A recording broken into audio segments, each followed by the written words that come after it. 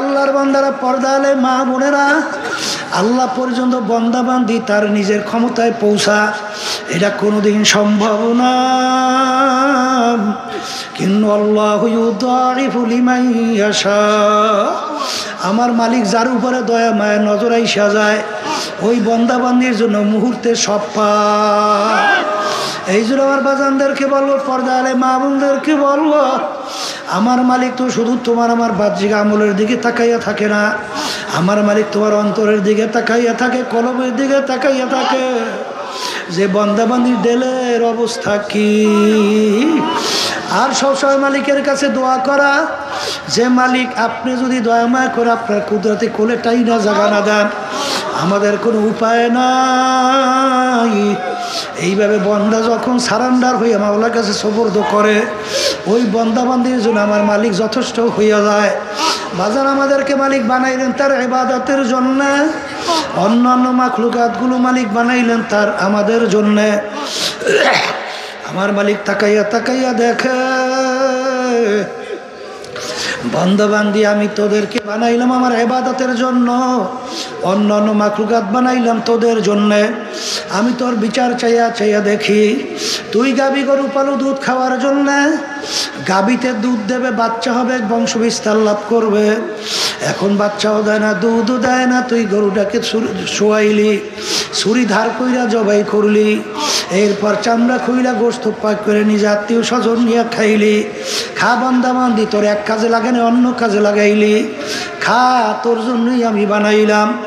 আম গাছ লাগাইলে আম খাওয়ার জন্য আম দেয় না, আমি তোর বিচার চাইয়া দেখি আম গাছ কাটলি, তক্তা তৈরি করলি, অন্ন দিয়া লাকড়ি তৈরি করলি, আগুন জ্বালালি, ভাত তরকারি পাক কইরা খাইলি। খা বন্দাবান্দি, আমি তোর জন্যই বানাইলাম। এক কাজে লাগলে অন্য কাজে তুই লাগাইয়া দিলি, এখন তোর বিচার তুই কর।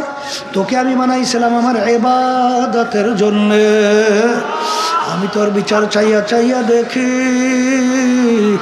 ফজরের সময় মুয়াজ্জিন আমার পক্ষ থেকে তোকে দাওয়াত দেয়, আসসালাতু খায়রুম মিনান নাওম, ঘুম হইতে নামাজ ভালো।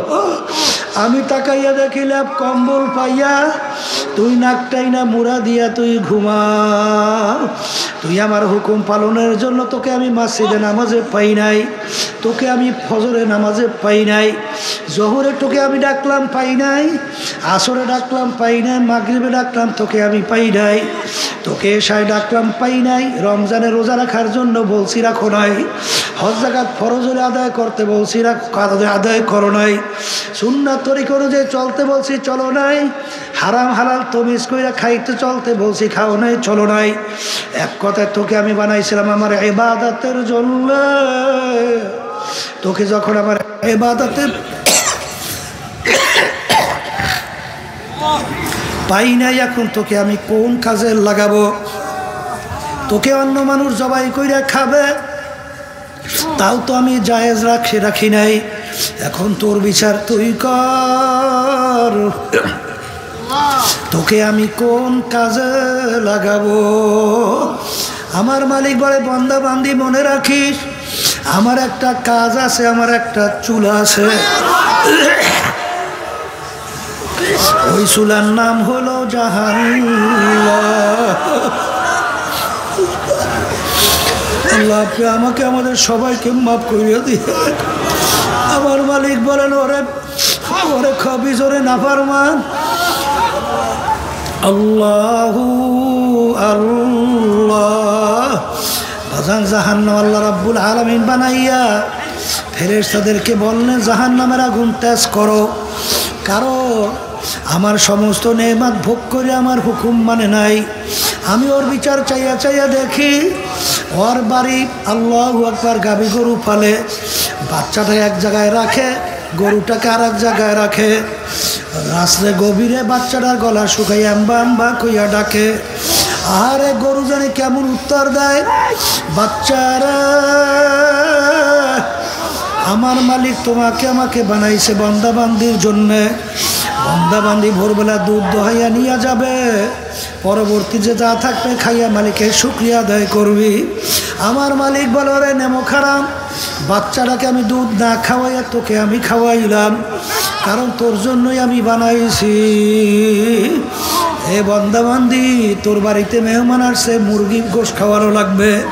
কোথায় মুরগি তালাশ কইরা পাও না, আমি তোর বিচার চাইয়া দেখি মুরগি বাচ্চা নিয়ে নামছে। তুই থাবা দিয়া মুরগিটাকে ধরলি,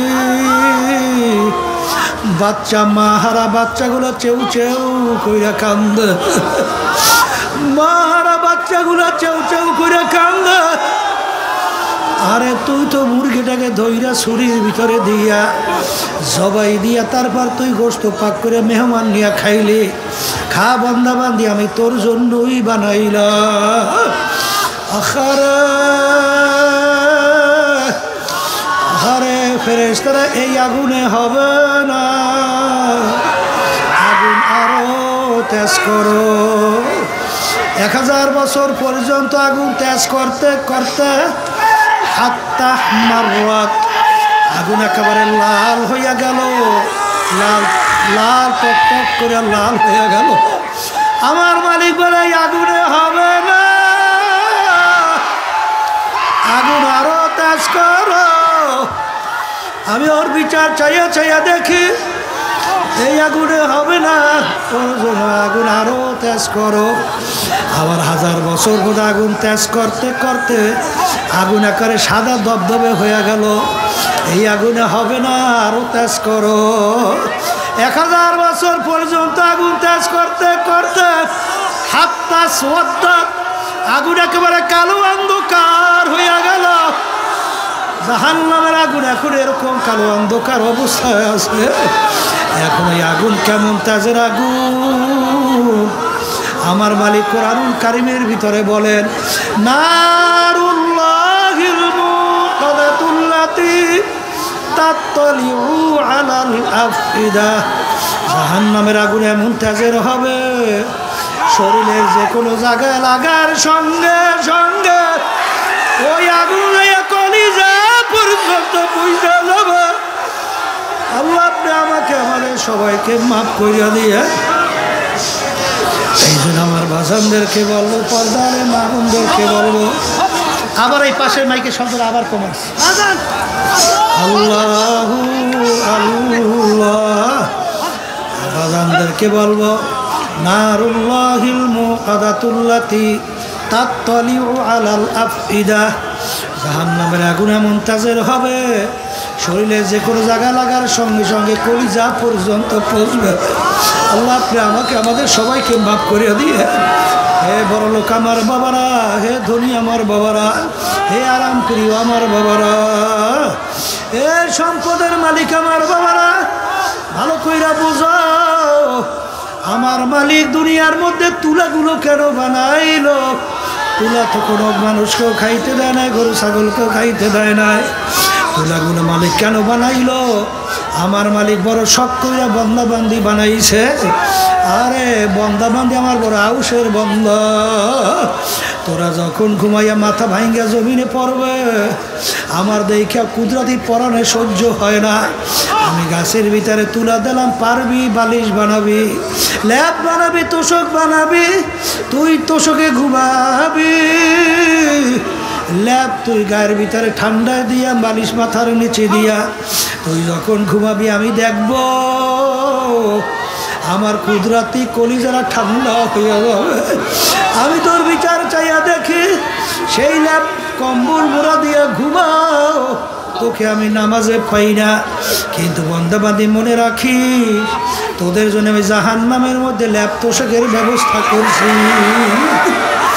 আমি জাহান্নামা মিহাদু আমি ফাউকিহিম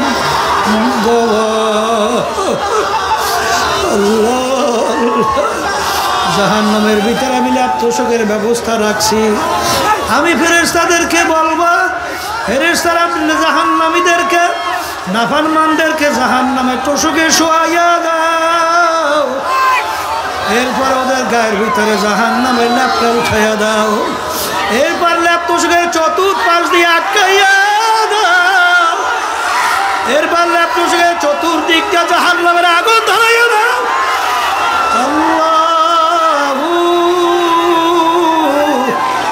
আল্লাহ বালকেরা মনকে বুঝাও দুনিয়ার ভিতরে মানুষ কষ্ট সহ্য করতে না পারলে মানুষ মারা যায় কিন্তু আল্লাহ রাব্বুল আলামিন বলেন আল্লাহ আল্লাহ কুল্লামা নাদিজাত জুলুদুহুম বাদদালনাহুম জুলুদান গায়রাহা আমার মালিক বলেন জাহান্নামের আগুনে জ্বলতে জ্বলতে ওদের শরীরের চামড়া শরীর থেকে পৃথক হইয়া জমিনের ভিতরে ধারাস কইরা পইরা যাবে লা ইয়ামুতু ফিহা ওয়া লা ইয়াহইয়া মানুষ বাঁচবেও না মরবেও না মরণ তালাশ কইরা পাওয়া যাবে না আবার নতুন চামড়া গজাইয়া যাবে আবার জ্বলতে জ্বলতে চামড়া পইরা যাবে আল্লাহ আপনি আমাকে আমাদের সবাইকে মাফ কইরা দিও نستغفره ونؤمن به ونتوكل عليه ونعوذ بالله من شرور أنفسنا من يهده الله فلا مضل له ومن يضلله فلا هادي له ونشهد أن لا إله إلا الله وحده لا شريك له ونشهد أن محمدًا عبده ورسوله أما بعد فأعوذ بالله من الشيطان الرجيم بسم الله الرحمن الرحيم يا أيها الذين آمنوا صلوا عليه وسلموا تسليما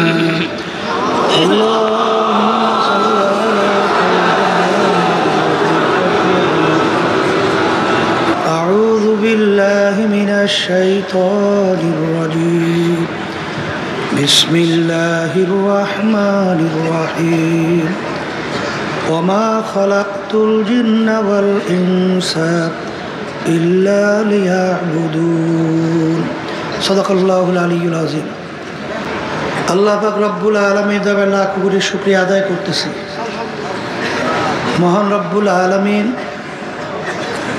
চরমনাই ফাল্গুন মাসের মাহফিল শেষ দিন আজকের এই মাগরিবের পরে প্রথম বৈঠক আল্লাহ রাব্বুল আলামিন আমাদেরকে সুস্থ সহি সালামতে রেখে দিনই মাহফিলে বেহেশতের বাগানের মধ্যে বসার দিনই আলোচনা করার শোনার তৌফিক দান করছেন শুকরিয়া তান বলি আলহামদুলিল্লাহ এই ডান পাশের হরেনে মনে হয় আওয়াজ কম হয় ডান পাশের হরেনগুলো এগুলো লক্ষ্য রাখো আচ্ছা প্রায় 17 জন আমার ভাইরা 7-8 জনের মতো তারা মাহফিলে আসছিল কিন্তু এখান থেকে চির বিদায় হয়ে দুনিয়া থেকে চলে গেছে আর কোনোদিন আসবে না এমন একদিন আসবে আল্লাহ কবুল করলে মাহফিল চলতে থাকবে কিন্তু আমরা আর থাকবো না চরমনাইতে আমরা আসছি কেন প্রথম দিন উদ্বোধনী বয়ানে বলা হয়েছিল চরমনাই মাহফিলের মূল উদ্দেশ্য লক্ষ্য হলো কি ওখানে কি শব্দ হয় না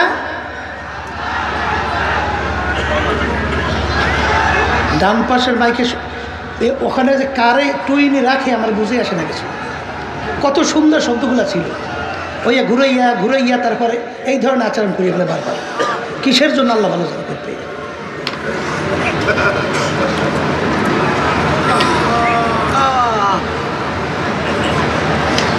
প্রথম দিন বলা হয়েছিল যে চরমনাই মাহফিল একমাত্র প্রতিষ্ঠা করার মূল উদ্দেশ্য হলো আল্লাহর পথ ভোলা বান্দাদেরকে আল্লাহর পরিচয় ঘটাইয়া আল্লাহর সঙ্গে সম্পর্ক তৈরি করা অনেকে বলে যে চরমনাইতে ওরস হয়, আমরা বলি চরমনাইতে ওরস হয় না, চরমনাইতে মাহফিল হয়। আগামী দিন আল্লাহ কবুল করলে এই সময় এই মজলিস আর থাকবে, আবার প্রায় 1 বছর পর আল্লাহ যদি কবুল করে অগ্রহায়ণ মাসের মাহফিল, তখন আল্লাহ কবুল করলে হয়তোবা আমরা আসবো, আর কেউ আসতে পারবো না। তো এখন এখানে আমরা আসছিলাম কেন, কি নিয়ে রওনা করলাম? ওলামায়ে কেরাম হক্কানি তারা গুরুত্বপূর্ণ আলোচনা কোরআন এবং হাদিসের ভিতর থেকে আপনাদেরকে শুনাইছেন। এরপরেও আজকে দেখার সময় এক আল্লাহর বান্দা বলতেছে, হুজুর আমার দিলটা এখনো পরিবর্তন আসতেছে না, মানে দিল নরম হয় না। আসলে মূল ব্যাপারটা হলো এই যে আমাদের দিল অনেকের নরম না হওয়ার কারণে পিছনে কারণ হলো অনেকের এক এক ধরনের চিন্তা থাকার কারণেই অবস্থান এইভাবে তৈরি হয়। এক শ্রেণী বর্তমানে বস্তুবাদী, তারা বলতে চায় যা দেখি না দু নয়নে বিশ্বাস করি না গুরুর বচনে, অর্থাৎ নাস্তিক। তারা বলতে চায় দেখি ওরা বিশ্বাসও করি না। আর এক শ্রেণীর আছে আশায়, আশা কি আরো বাঁচবো, আরো অমুক তমুক সমুক অনেক কিছু করব, ফাঁকে এক সময় তওবা করে নেব। বিশেষ করে যুবকদের ভিতরে এটা বেশি হয় যে এখন সবেমাত্র তো কম বয়স, এখন তো চিত্ত বিনোদনের সময়, আনন্দ ফুর্তির সময়। একটু বুড়া হওয়ার পরে তারপর ঠিক তওবা করব, আল্লাহর হুকুম নবীর তরিকা অনুযায়ী চলে ঈমান সহকারে কবরে যাব। এই আশা ভালো, কিন্তু আল্লাহ রাব্বুল আলামিন এদেরকে স্মরণ করায় দেওয়ার জন্য বলছেন, আলহাকুমুত তাকাসুর হাত্তা যুরতুমুল মাকাবির।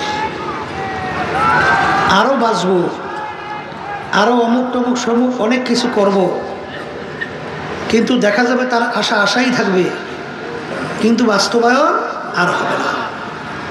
দুনিয়ার ভিতরে এমন একটা লোক বের করতে পারবেন না যে তার সব আশা পূরণ করার পরেই দুনিয়া থেকে বিদায় নিয়ে কবরে গেছে। এরকম ইতিহাস আছে। এর জন্য বাকির নাম ফাঁকি। বাকির নাম কি? আর এক শ্রেণী আছে, তারা মনে করে আসলে কবরে কিছু হয় না না হয়, আখেরাতে এরকম কিছু আছে না না আছে। অর্থাৎ দেখবেন মাঝে মাঝে কিছু নামাজও পড়ে, আবার নামাজও ছাড়ে, কিছু কিছু রোজা রাখে, আবার কিছু রোজাও ছাড়ে, কিছু কিছু আল্লাহর হুকুম নবী তরিকা অনুযায়ী চলে, আবার বাদও দেয়। কথা ঠিক কিনা? অর্থাৎ সন্দেহ কিছু হয় না না হয়। যদি না হয় তাহলে এই আনন্দ করতে ছাড়িয়ে দিলাম, আর যদি হইয়েই বসে তাহলে উপায়টা কি হবে? এই বিভিন্ন কায়দায় চিন্তা করি। একজনের সাথে কথা বলতেছিলাম, এক নেতা, নামাজ 5 ওয়াক্ত ঠিক মতো পড়েন তো? বলে হুজুর মাঝে মাঝে কিছু পড়ি আবার পড়ি না। আমি বললাম আপনি কেমন মুসলমান? এই 5 ওয়াক্ত নামাজের ভিতরে কিছু পড়ে কিছু পড়ে না, এইটার নাম বলে বেনমাজি। এইটার নাম কি? আর একেবারে নামাজ যদি ছাইরিয়া দেয়,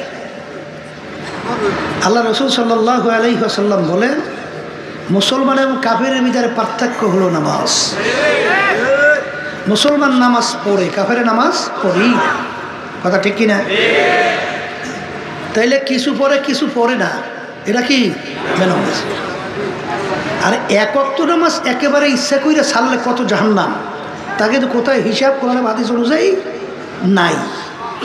কিন্তু এক ওয়াক্ত নামাজ পড়বে বলতে বলতে অন্য অক্ত এসে গেছে।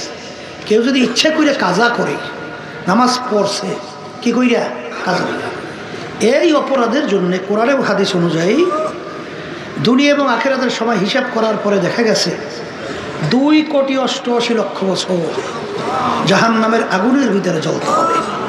জোরে বলেন নাউজুবিল্লাহ। তা যারা নামাজ ছাড়ে তাহলে ইমানের ভিতরে ঘাটতি, বিশ্বাসে কি এই ঘাটতি আছে না নাই? হাদিসের মধ্যে আসছে আল্লাহ রাসূল সাল্লাল্লাহু আলাইহি ওয়াসাল্লাম বলেন, যেই হারাম মালের দ্বারা রক্ত এবং গোশত তৈরি হবে তার জায়গা জাহান্নাম ছাড়া হবে না, তার জায়গা জাহান্নাম ছাড়া হবে না। কিছু আমার বাজানদেরকে দেখা যায়, শোনা যায়, কিছু পর্দালে মা বোনদের কথাও শোনা যায় যে আরেকজনের মাল পাইছে চুরি করে নিয়ে যায়, আরেকজনের সম্পদ পাইছে সুযোগ পাইলেই নিয়ে যায়। এটা হারাম না হালাল? হারাম। যেই রক্ত এবং গোশত হারাম মালের দ্বারা তৈরি হবে তার জায়গা জাহান্নাম ছাড়া হবে না। ওদিকে সে নামাজও পড়ে, রোজাও রাখে, তারপরে সে হারাম বিভিন্ন ঘুষ, সুদ, তারপর ধোকাবাজি করে পরে সম্পদ, চাঁদাবাজি করে, টেন্ডারবাজি করে সম্পদ বাড়ানো। তাহলে বুঝতে হবে তার হয়তো বা ধারণা যে কিছু হয় না, না হয় থই গেল লাভ কি? কি কথা বলে না কেন? এরকম বিভিন্ন কায়দায় আছে না নাই? আমি আমার ভাইদেরকে বলবো, পর্দা আলে মা বোনরা যারা শুনতেছেন, প্রথম দিনই বলছিলাম যে মাহফিল বা এই আল্লাহ রাব্বুল আলামিনের পরিচয় দিন সম্পর্কে বোঝার জন্যে আল্লাহ রাব্বুল আলামিন প্রত্যেকটা মানুষের ব্রেন দান করছেন, জাহিন দান করছেন, বুঝ শক্তি দান করছেন। কথা ঠিক কিনা? সংক্ষেপে বুঝবেন যারা মানুষ, তারা বুঝবে, সে অনুযায়ী চলবে, নিজের জীবনকে সেভাবে চালাবে। একেবারে সহজ কথা, কোরআনুল কারীম এখন আমাদের মাঝে আছে না? কোরআনুল কারীমের ভিতরে চ্যালেঞ্জের আয়াত এখন আছে না? অনেক আমার নতুন বাজানরা, বড় শিক্ষিত বাজানরা আসছেন। ওই তো দেখছি অনেক বড় অফিসার আসার পরে বলতেছে যে আমাদের ধারণাই ছিল না, এখানে আসার পরে আমাদের ধারণা অনেক পরিবর্তন ঘটেছে। এর অর্থ কি?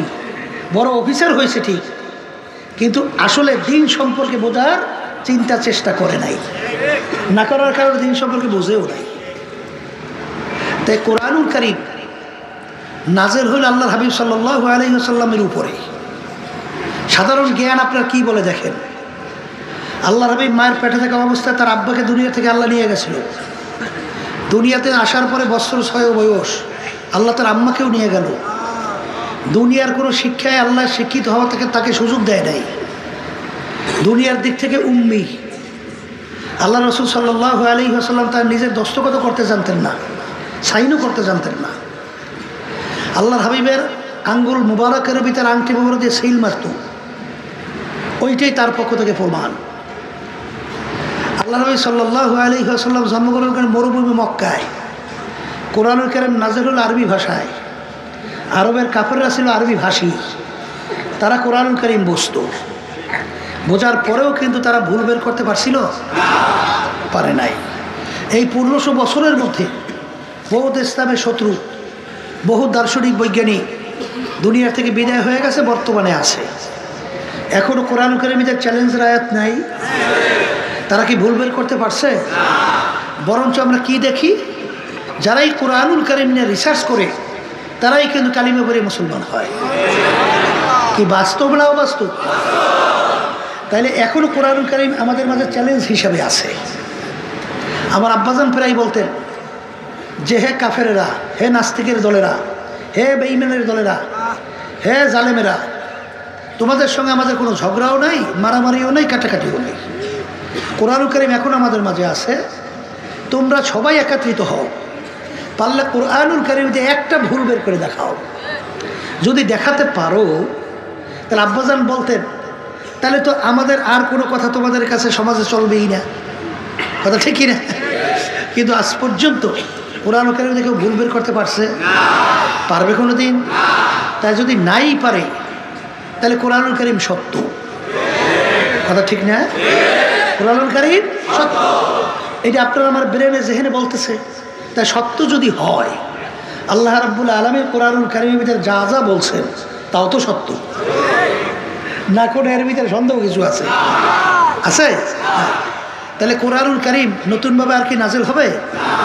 তাহলে আল্লাহ হাবিব সাল্লাল্লাহু আলাইহি ওয়াসাল্লাম জাবালে রহমতের গোড়ায় তার বাহনের উপরে দাঁড়াইয়া প্রায় 100 লক্ষ সাহাবায়ে কেরামদের উপস্থিতিতে এই আয়াত শরীফ তেলাওয়াত করে শোনাইছিলেন, আল ইয়াউমা আকমালতু লাকুম দীনাকুম ওয়া আতমামতু আলাইকুম নি'মাতি অরাদিতু লাকুমুল ইসলামা দীনা।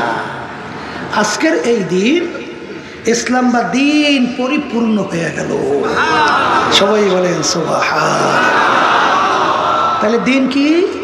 সবাই মুখ খুলে বলেন পরিপূর্ণ। আবার বলেন দিন কি? তাহলে এক বাড়তি কমতি আর কোনো দিক দিনের মধ্যে নাই। এখন আল্লাহ রাব্বুল আলামিন ওই সত্য কালামের ভিতরে আমাদেরকে হুকুম করেন, উদখুলু ফিস-সিলমি কাফা। হ্যাঁ ইমানদারেরা, যারা আমাকে বিশ্বাস করো, এখন তোমরা দিনের ভিতরে পুরাপুরিভাবে ঢুকে যাও, পুরোপুরি ঢুকো। এখানে আব্বাজান একটা সুন্দর উদাহরণ দিতেন। মসজিদের ভিতরে আপনি এক পা রাখছেন, আবার বাহিরে এক পা রাখছেন। কেউ কিন্তু বলবে না লোকটা পুরো মসজিদে অথবা পুরো বাহিরে, বলবে পুরো মসজিদেও না পুরো বাহিরেও না, মাঝামাঝি জায়গায় আছে। দুই পা দিয়ে যখন ঢুকবে বলবে পুরো মসজিদে ঢুকছে, দুই পা দিয়ে বের হবে পুরো বের হয়েছে। কথা ঠিক কিনা? এখানে উদখুলু ফিস-সিলমি কাফা, এই আয়াতের শানে নজুল দেখবেন। আব্দুল্লাহ ইবনে সালাম রাদিয়াল্লাহু তাআলা আনহু, তার শানে এই আয়াত নাজিল হয়েছিল। আব্দুল্লাহ ইবনে সালাম রাদিয়াল্লাহু তাআলা আনহু প্রথম অবস্থায় এই কোন ধর্মের ছিল? ইহুদি ধর্মের। ইহুদি ধর্মের ভিতরে ধর্মীয় উটের গোশত খাওয়া ছিল হারাম। মুসলমান ধর্মের মধ্যে কুকুরের গোশত খাওয়া হারাম, তাদের ধর্মীয় উটের গোশত খাওয়া হারাম। যেটাকে হারাম জানে তার প্রতি ঘৃণাও তো থাকে। আমাদের কুকুরের উপর ঘৃণা আছে না? যত ভালো বাবুর্চি উন্নত মানের মশলা দিয়ে পাক করুক, কেউ কুকুর গোশত খাইতে পারে? বমি আসবে।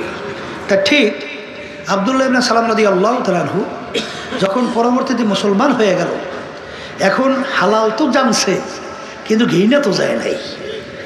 বলেন হালাল তো জানছে, কি যায় না? এখন মুসলমানদেরকে বলতেছিল, আমার মুসলমান ভাইরা, আমি যখন ইহুদি ধর্মের মধ্যে ছিলাম, উটের গোশত ধর্মীয় হারাম ছিল, খাই নাই। মুসলমান ধর্মের মধ্যে উটের গোশত খাওয়া হালাল, আমি হালাল জানি, যেহেতু কোনো দিন খাই নাই, এইটা আমার যে জন্য আমার খাইতে একটু ঘৃণা লাগে, তোমরা খাও। হালাল জানছে, খাইতে কি লাগে? এই শব্দের পরিপ্রেক্ষিতে আল্লাহ রাব্বুল আলামিন এই আয়াত নাজিল করে। আব্দুল্লাহ ইবনে সালাম, আমার হালালকে হালাল জানলে হবে না, খাইয়া প্রমাণ করে দেখানো লাগবে, নাহলে এই মুসলমানিতে আমার দরবারে কোনো কাজ হবে না। এই কথাটা কেন? আল্লাহর হালালের উপরে ঘৃণা, আল্লাহর হালালের উপরে ঘৃণা। যেমন আমরা মুসলমান এখানে লক্ষ লক্ষ আছি, জীবনে উটের গোশ খাই নেই, আছি না? এই জন্য আল্লাহ রাব্বুল আলামিন কিয়ামতের মাঝে আমাদেরকে ধরবে যে উটের গোশত না খাই আসছো খা, কি ধরবে? কেন ধরবে না? পাইও নাই, খাইও নাই, পাইলে সারাসারি নাই। এই কথা ঠিক কিনা? এখানে মূল ব্যাপারটা হলো আল্লাহর হালালে ঘৃণা। বলেন শব্দটা বলেন, আল্লাহর হালালে ঘৃণা। এর জন্য এই আয়াত নাজিল হয়েছে। কথা ঠিক কিনা? এই জন্য আর বাজানদেরকে বলবো, দিন পরিপূর্ণ, দিনের ভিতরে আল্লাহ পুরো ঢোকার জন্য বলছেন, ঠিক কিনা? কোরআনুল কারীম সত্য, বলেন কোরআনুল কারীম সত্য। তাহলে পুরো দিনের ভিতরে ঢুইকা তারপর আমাদের কবরে যাওয়া লাগবে। অনেকে মনে করে সর্বনাই যাবো টাবো না, বলে ওখানে এত কঠিনতা, এত কঠোর, ওখানে গেলে বেকায়দার কোনো শাসাই দেন না, দাঁড়িয়ে রাখছো কিনা হাজিরা দেও, হ্যাঁ পর্দা করো কিনা বলো, হ্যাঁ সুন্দর তরিকে চলেন কিনা বটে, কথা বলে না, এই ঠিক মতো 5 ওয়াক্ত নামাজ পড়েন কিনা, হাজিরা হয় না। এখন অনেকে কয় যে হুজুরা বেকায়দায় পড়ছি, জামু না বেকায়দায় পড়বো না, কথা ঠিক কিনা? আমি আমার বাচ্চাদেরকে জিজ্ঞেস করি, এই যে সর্বনাই যে কথাগুলো বলা হয়, একই আমাদের বানানো না আল্লাহ বা আল্লাহ রসুলের কথা? যত কঠিন বলে না সহজ বলে, এত মানাই লাগবে, আসতে বলে সহজ বলে না কঠিন, মানাই তো লাগে না, মানে কোনো উপায় নাই তো। তাই যেহেতু উপায় নাই, সেহেতু এখানে কোনো কঠোরতা বলতে কিছু নাই।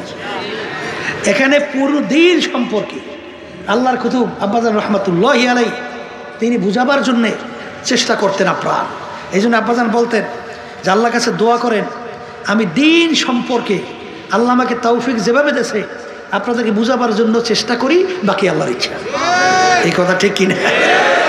এই জন্য আমার ভাইদেরকে বলবো চরমনাইতে আসছেন, পূর্ণ দিনের ধারণা লইয়ে তো যাওয়া লাগবে, কথা ঠিক না? এই জন্য শোনেন, আল্লাহ রাব্বুল আলামিন 18,000 কম বেশি মাখলুকাত সৃষ্টি করছেন না, না করে নাই? এর ভিতরে দুইটা মাখলুকাত, মানুষ এবং জিন। এই দুইটা মাখলুকাত আল্লাহ কেন সৃষ্টি করছে? ওই সত্য কোরআনুল কারীমের মধ্যে আল্লাহ রাব্বুল আলামিন বলছেন যে মানুষ এবং জিন এই দুইটা জাতিকে আমি সৃষ্টি করার কারণ হলো আমার ইবাদতের জন্যে। সবাই বলে সুবহান। আল্লাহ আমাদেরকে সৃষ্টি করার কারণ কি বলেন? কার ইবাদত? এখন ইবাদত বোঝা লাগবে। বলেন, ইবাদত একটা আরবি শব্দ। ইবাদত কি শব্দ? উর্দুতে বলে গোলামি। উর্দুতে কি? একবারে বাংলায় মুখস্থ করে বাড়ি যাওয়া লাগবে। এই বাংলায় বলা হয় মালিকের হুকুম অনুযায়ী চলা। বলেন সবাই মুখ খুলে বলেন, মালিকের হুকুম অনুযায়ী চলার নামই হলো ইবাদত। বলেন মালিকের হুকুম অনুযায়ী চলার নামই হলো ইবাদত। কথা ঠিক কিনা? এখন পাশে বললে রাখি, জানা জিনিস আবারও বলি, কেন ফাইদা তুলিয়াত আলাইহিম আয়াতিহি না আয়াতুহু যাদাতহুম ঈমানা। আল্লাহ রাব্বুল আলামিন বলছেন জানা জিনিস আবার যদি তোমরা আলোচনা করো, তেলাওয়াত করো, এর মাধ্যমে ঈমান বাড়ে, ঈমান মজবুত হয়, পোক্ত হয়। কথা ঠিক কিনা? এর জন্য আমি কথাটা বলতে চাইছিলাম, আল্লাহ আমাদেরকে বানাইছেন তার হুকুম অনুযায়ী চলা। এখানে পাশে সবসময় মনে রাখেন, জানা জিনিস আবারও বলছি, নামাজ পড়ি ইবাদত, রোজা রাখি ইবাদত। কথা ঠিক না? নামাজ পড়া যেরকম নাকি ইবাদত, নামাজ না পড়াও কিন্তু ইবাদত। রোজা রাখা যেরকম নাকি ইবাদত, রোজা না রাখাও কিন্তু ইবাদত। কারণ হুজুর তা কেমন? সূর্য উঠতেছে, ঠিক মাথার উপরে চলে আসছে, সূর্য ডুবতেছে, ওই সময় যদি কেউ নামাজ পড়ি, সওয়াব হবে না গুনাহ? গুনাহ হওয়ার কারণে নামাজ তো পড়লাম, পাইলাম তো গুনাহ। কারণ কি বলেন? ওই নামাজটা মালিকের হুকুম অনুযায়ী। বলেন নামাজটা মালিকের হুকুম অনুযায়ী, এই জন্য ইবাদতের ভিতর গণ্য হয় নাই। এই রোজা রাখি কিসের জন্যে? ইবাদত। কথা ঠিক কিনা? আচ্ছা, কেউ যদি আমরা ঈদের দিন রোজা রাখি, সওয়াব হবে না গুনাহ হবে? কারণ কি মালিকের হুকুম অনুযায়ী, এই জন্য ইবাদতের ভিতর গণ্য হয় নাই। এক কথায় যেই কাজটা মালিকের হুকুম অনুযায়ী হবে সেইটা ইবাদতের ভিতরে গণ্য হবে, আর যেটা মালিকের হুকুম অনুযায়ী হবে না, সেটা যত বড় হোক ওটা ইবাদতের ভিতরে গণ্য হবে না। কথাটা কি আমরা পরিষ্কার বুঝলাম? আল্লাহ আমাকে সবাইকে তৌফিক দান করুন। আলহামদুলিল্লাহ, ইবাদত বুঝছি না। এখন বলতে পারেন হুজুর, তাহলে অন্যান্য মাখলুকাতগুলো আল্লাহ কেন বানাইলেন? আল্লাহ রাব্বুল আলামিন অন্যান্য মাখলুকাতগুলো আল্লাহ বানাইছেন। কোরআনুল কারীমে আল্লাহ বলেন, ওয়া খুলিকা লাকুম মা ফিল আরদি জামিআ। অন্যান্য মাখলুকাতগুলো আমি বানাইছি তোমাদের জন্য। বলেন কাদের জন্যে? অন্যান্য মাখলুকাতগুলো আল্লাহ বানাইছেন মানে আমাদের খেদমতের জন্যে, আর আমাদেরকে আল্লাহ বানাইছেন তার ইবাদতের জন্য। দেখবেন আমরা যে সূর্যটা দেখতেছি, সূর্য আমাদের মানুষের দরকার নাই? একটা মানুষ না থাকলে, এই সূর্য না থাকলে মানুষ বাঁচে, ফসল হয়? তাহলে সূর্য আমাদের দরকার। কাদের জন্য বানাইছে? বলেন আমাদের জন্যে। একটা মানুষ যদি দুনিয়া না থাকে, সূর্যের কি হয়? গেল। আচ্ছা, আমরা গরু গাবি আমাদের দরকার আছে না নাই? একটা মানুষ না থাকলে গাবি গরুর কি হয়? তাহলে বানাইছে আল্লাহ আমাদের। আম গাছ লাগাইছেন, এই গাছ লাগাইছেন, আমাদের লাগে না লাগে না? যদি একটা মানুষ দুনিয়া না থাকে, গাছের কিছু হয়? মাছের কি হয়? কিন্তু মাছ আমাদের দরকার আছে না নাই? তাহলে সমস্ত মাখলুকাত আল্লাহ বানাইছেন কাদের জন্য? আর আমাদেরকে আল্লাহ বানাইছেন কেন? বলেন তার ইবাদতের জন্য। আর ইবাদত বলছি মালিকের হুকুম অনুযায়ী চলার জন্য। বলেন, এই কথাটা তো আলহামদুলিল্লাহ বুঝতে পারছি। এখন আমার ভাইদেরকে বলবো, পর্দা আলে মা বোনদেরকে বলবো, শোনেন, এই আল্লাহ রাব্বুল আলামিনের হুকুম আমাদের প্রত্যেকটা মানুষের ব্যক্তিগত জীবনে আছে না? আসতে কয়তো? পারিবারিক জীবনে, সামাজিক কামাই খরচে, আচ্ছা এরপরে সামাজিক জীবনে তো আছে, রাজনৈতিক জীবনেও আছে, আন্তর্জাতিক জীবনেও আছে, সূরা সিরাতে আছে। বর্তমানে কিন্তু ঝামেলা আছে। এক শ্রেণী বর্তমানে বের হইছে, এরা বলতে চায় মেয়েদের বা পোশাকাদের কোনো রেস্ট্রিকশন নাই। সবাই এটা নাউজুবিল্লাহ কর। অর্থাৎ পোশাকাদির ব্যাপারে কোনো গুরুত্ব, এটা কোনো প্রয়োজন, অত কিছু নাই। সবাই জোরে বলেন নাউজুবিল্লাহ। এইটা কেউ যদি যাই না সই না বই যা বলে, ইমান থাকবে? হ্যাঁ, তাহলে হুজুর কেমনে থাকবে না? দেখেন লেবাসের ব্যাপারে আল্লাহ রাব্বুল আলামিন পোশাকাদির ব্যাপারে কোরআনুল কারীমে সত্য কালামে কি বলছেন? আল্লাহ রাব্বুল আলামিন বলেন লেবাসুত তাকওয়া যালিকা খায়র। আল্লাহ রাব্বুল আলামিন বলছেন পরহেজগারি লেবাস, এটা তোমাদের জন্য উত্তম। সবাই বলেন সুবহানাল্লাহ। কোন পোশাক উত্তম? এখন এই পরহেজগারি পোশাক কোনটা, এটা আমাদের জানা লাগবে, বোঝা লাগবে। আল্লাহ রাসূল সাল্লাল্লাহু আলাইহি ওয়াসাল্লাম আল্লাহ দুনিয়াতে পাঠাইছেন। আল্লাহর হাবিব বলেন বুইসু মুআল্লিমান, আল্লাহ আমাকে উস্তাদ হিসেবে পাঠাইছে। তার ছাত্র হলো সাহাবায়ে কেরাম। আল্লাহ হাবিব সাল্লাল্লাহু আলাইহি ওয়াসাল্লাম সরাসরি সাহাবায়ে কেরামদেরকে পুরাপুরি আমলের উপরে তিনি ট্রেনিং দিয়ে তৈরি করছেন। কথা ঠিক কিনা? সাহাবায়ে কেরামরা কোন পোশাক পরছেন, আল্লাহ নবী সাল্লাল্লাহু আলাইহি ওয়াসাল্লাম কোন পোশাক পরছেন, কোন পোশাক পরাইছেন, এই পোশাকই হলো পরহেজগারি পোশাক। এই কথা বুঝাইতে পারলাম? এক শ্রেণী বর্তমানে আছে, আরে সর্বনাশ, পোশাকের রেস্ট্রিকশন নাই, তাই তোমাদের কাছে খ্রিস্টান ইহুদি না ছাড়া তাদের পোশাকটা ভালো লাগে কেন? তাদের পোশাক ভালো লাগে কারণটা কি? হ্যাঁ, রেস্ট্রিকশন নাই, ল্যান্ড হয়ে যাও। এই কথা বিজাতির পোশাকটা ভালো লাগে কেন তোমার কাছে? হ্যাঁ, উলঙ্গ পরানো কেন ভালো লাগে? বিজাতি কালচারটা তোমার কাছে কেন ভালো লাগে? এটা আসলে কপাল পড়ছে। কপাল কি? আফসোস, আপনারা দেখবেন ভারতের প্রধানমন্ত্রী ছিল বাজপেয়ী, শোনেন অটল বিহারী বাজপেয়ী ভারতের প্রধানমন্ত্রী ছিল না?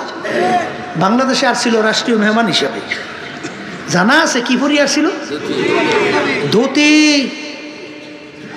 রাষ্ট্রীয় মেহমান হিসেবে বাংলাদেশে আসে ধুতি পরিয়া। তাহলে ওদের পোশাকের গুরুত্ব ওদের কাছে আছে।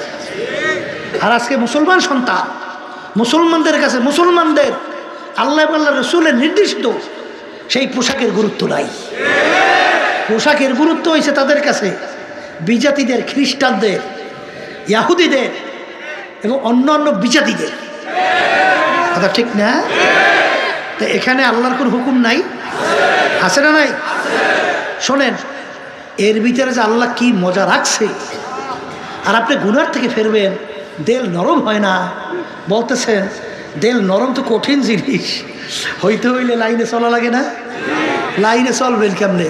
আব্বাজান আমাদের সংক্ষেপে বলতেন বাজার, এই যারা সুন্নতি পোশাকে গুরুত্ব দেন না, এরা কখনোই হারাম থেকে বাঁচতে পারে না। ফরজ তাদের কোনোদিন হেফাজত হয় না, একেবারে বাস্তব 100%। তাহলে হুজুর তা কেমন? আপনারা দেখবেন যে দাড়ি এক মুষ্টি পরিমাণ রাখা সুন্নাত। কথা ঠিক কিনা? চুল 3 প্রকারে এক প্রকার রাখা সুন্নাত। কান্দা পর্যন্ত লম্বা, কানের লতি পর্যন্ত লম্বা, সৌহু সমান করিয়ে দেওয়া, এই 3 পদের 1 পদের রাখছে সুন্নাত না? আচ্ছা, টুপি মাথায় রাখছেন কি? সুন্নাত। তাহলে টুপিও রাখছেন সুন্নাত, জামা গাইতেছেন পোশাক সুন্নাত, আলহামদুলিল্লাহ। দাড়িও রাখছেন সুন্নাত, পাগড়ি বাঁধা তাও সুন্নাত। এখন পাগড়িও বাঁধছেন, জামাও সুন্নতি গায়ে দিয়েছেন। এই আল্লাহর বান্দারা, টুপিও ঠিক মতো রাখছেন, লম্বা জামাও ঠিক মতো গায়ে দিয়া, পাগড়ি টাগি বাইন দিয়া, এখন 3.5 হাত পুরো বডি দেয়া সুন্নাতে সাজানো না?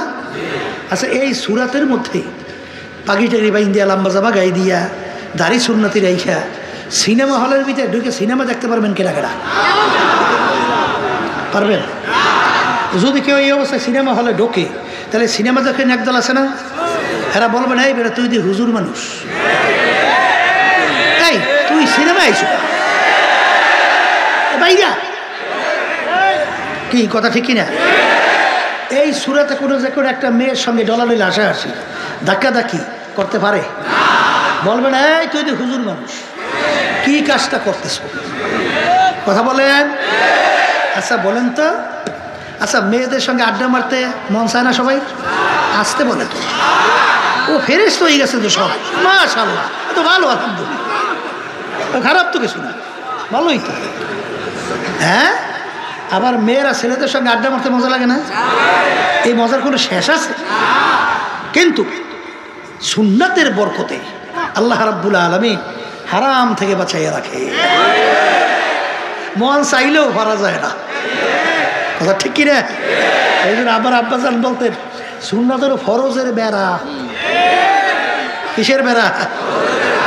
এই ফসল লাগাইয়া চতুর্পাশে বেড়া দেয় না, ছাগল গরুতে যেন ফসল খাইতে না পারে, ঠিক কিনা?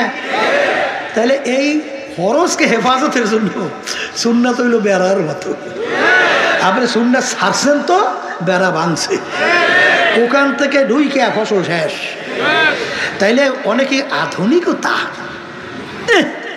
এক শ্রেণী বের হইছে, হ্যাঁ এখন আমার দিয়ে খাওয়া শুরু করছে, আবার খাওয়ার পরে প্লেটে ফেলাইয়ে রাখে, বলে বললেন না এই সমাজে করা যায় না, এলে কইবে যে এগুলো একেবারে নেষ্টি, এগুলো সমাজের একেবারে নিচু, এই জন্য হ্যাঁ খাইয়ে লই আবার কিছু ভালাই কিনা। আবার দেখবেন আবার বামাই দেখাওয়া শুরু করছে, কি রে ব্যাপার? বলে এটা একটা কালচার, আধুনিকতা। এই কথা ঠিক কিনা? সাহাবায়ে কেরামদের ইতিহাস, তারা কি সমাজের সাথে পরিবর্তিত হয়েছে না সমাজকে পরিবর্তন করছে?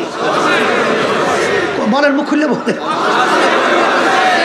আমাদের ভিতরে আসলে চেতনাই নেই। শোনেন, আমার দাদার আব্বা এবং আমার দাদার কথা শুনছি, হিন্দুদের যখন রাজত্ব ছিল তখন কিন্তু মুসলমানদেরকে ধুতি পরাইছে, জানাস? আমার দাদাও কিন্তু ধুতি পরিয়ে চলত।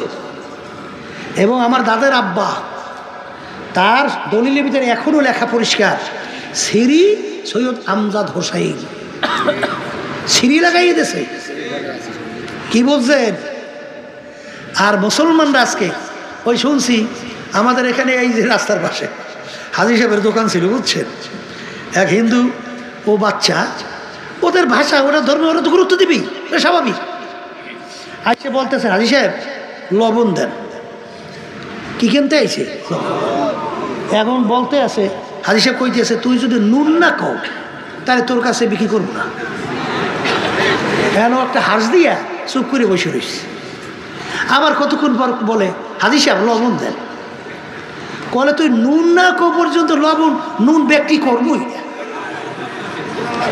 তাই বহু সময় পর্যন্ত বলে দাঁড়াই রয়েছে, হাজী সাহেব নুন দেয় নাই আর ও কিনলই না, এই ছোট বাচ্চা। আর আজকে মুসলমান সন্তান, মুসলমানদের কালচার ভালো লাগে না, তাদের কাছে ভালো লাগে বিজাতিদের কালচার। আসলে কপালটা পড়ছ,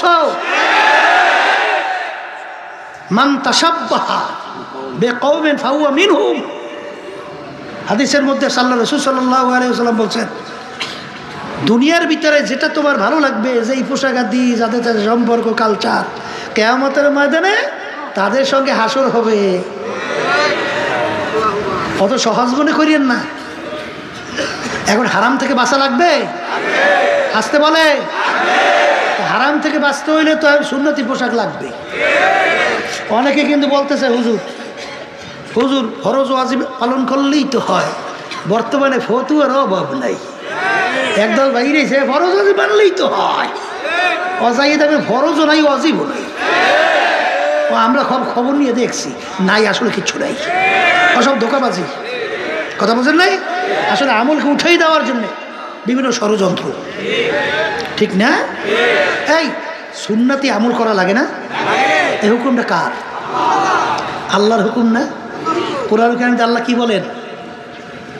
কুল ইন কুনতুম তুহিব্বুনাল্লাহ ফাত্তাবিউনি ইউহিব্বুকুমুল্লাহ। হে রাসূল, আপনি বলে দেন, যদি আপনার উম্মতেরা, আমার বান্দা বান্দিরা আমাকে কেউ মহব্বত করতে চায়, তারা যেন আপনার অনুকরণ আপনাকে মহব্বত করে। সবাই বলি সুবহানাল্লাহ। এই হুকুমটা কার? তাহলে আল্লাহর মহব্বত পাইতে হইলে আল্লাহ রাসূল সাল্লাল্লাহু আলাইহি ওয়াসাল্লামকে বাইপাস কইরা পাওয়া যায় না। মুখ খুলে বলেন পাওয়া যায় না। তাহলে কোরআন কারীম আয়াত উল্টা হয়। অনেকের কষ্ট লাগে, শুনতে ভালো লাগে না, কিন্তু কোরআনুল কারীমে হাদিস বলি কিনা এইটা শুনবেন আর মনে মনে আফসোস করেন, আল্লাহর কাছে দোয়া করতে থাকেন, মালিক দয়া করিয়া আপনার মহব্বত, আপনার হাবিবের মহব্বত, আপনার যে সুন্নাত, আপনার যে পদ্ধতি তরিকা আমাদের অন্তরে ঢুকাই দেন মহব্বত। এই কথা ঠিকই না? আল্লাহ তৌফিক না দিলে পারা সম্ভব? তাহলে বোঝা গেল, অনেকে মনে করে দেখবেন কথা বললে আসছে যখন বইলে ফেলাই, অনেকে কিন্তু আল্লাহ হাবিব সাল্লাল্লাহু আলাইহি সাল্লামকে মহব্বতের পরিচয় দেয়। আল্লাহ হাবিবের নাম শুনলে চুমা দেয়, মহব্বতে কি দেয়? অনেকে আবার বুক থাবড়ায়, আছে না নাই? অনেকে আবার আল্লাহ রাসূল সাল্লাল্লাহু আলাইহি ওয়াসাল্লামের নাম শুনলে ছুরি লইয়া বুকে কোফায় পুষায়, রক্তবাড়ি করে, মহব্বতে অস্থির। আবার এক শ্রেণী দেখবেন আল্লাহ নবী সাল্লাল্লাহু আলাইহি ওয়াসাল্লামের যখন প্রতি দুরূদ শরীফ তেলাওয়াত করা হয়, এই মিলাদ পড়া হয়, মিলাদ আলোচনা করা হয়, তখন দেখবেন লাফিয়ে দাঁড়াইয়া যায়। যদি কেউ না দাঁড়ায় মনে হয় যেন এমন ক্ষিপ্ত হয়, মনে হয় যেন ওরা মুসলমানই না। কি কথা ঠিক কিনা? আমি আমার ভাইদেরকে বলবো, শোনেন, এখানে কিন্তু একটা বিষয় মনে রাখা লাগবে। আব্বাজান রহমাতুল্লাহি আলাইহি তার হিকমত, এর ভিতরে আল্লাহ বরকত দেয়।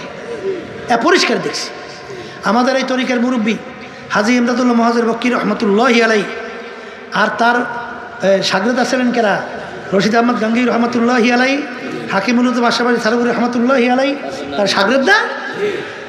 মজলিসের ভিতরে যখন দুরূদ শরীফ তেলাওয়াত হইতো তখন হাজী সাহেব রহমতুল্লাহি আলাইহি তিনি দাঁড়াইতেন, আমাদের মুরব্বী।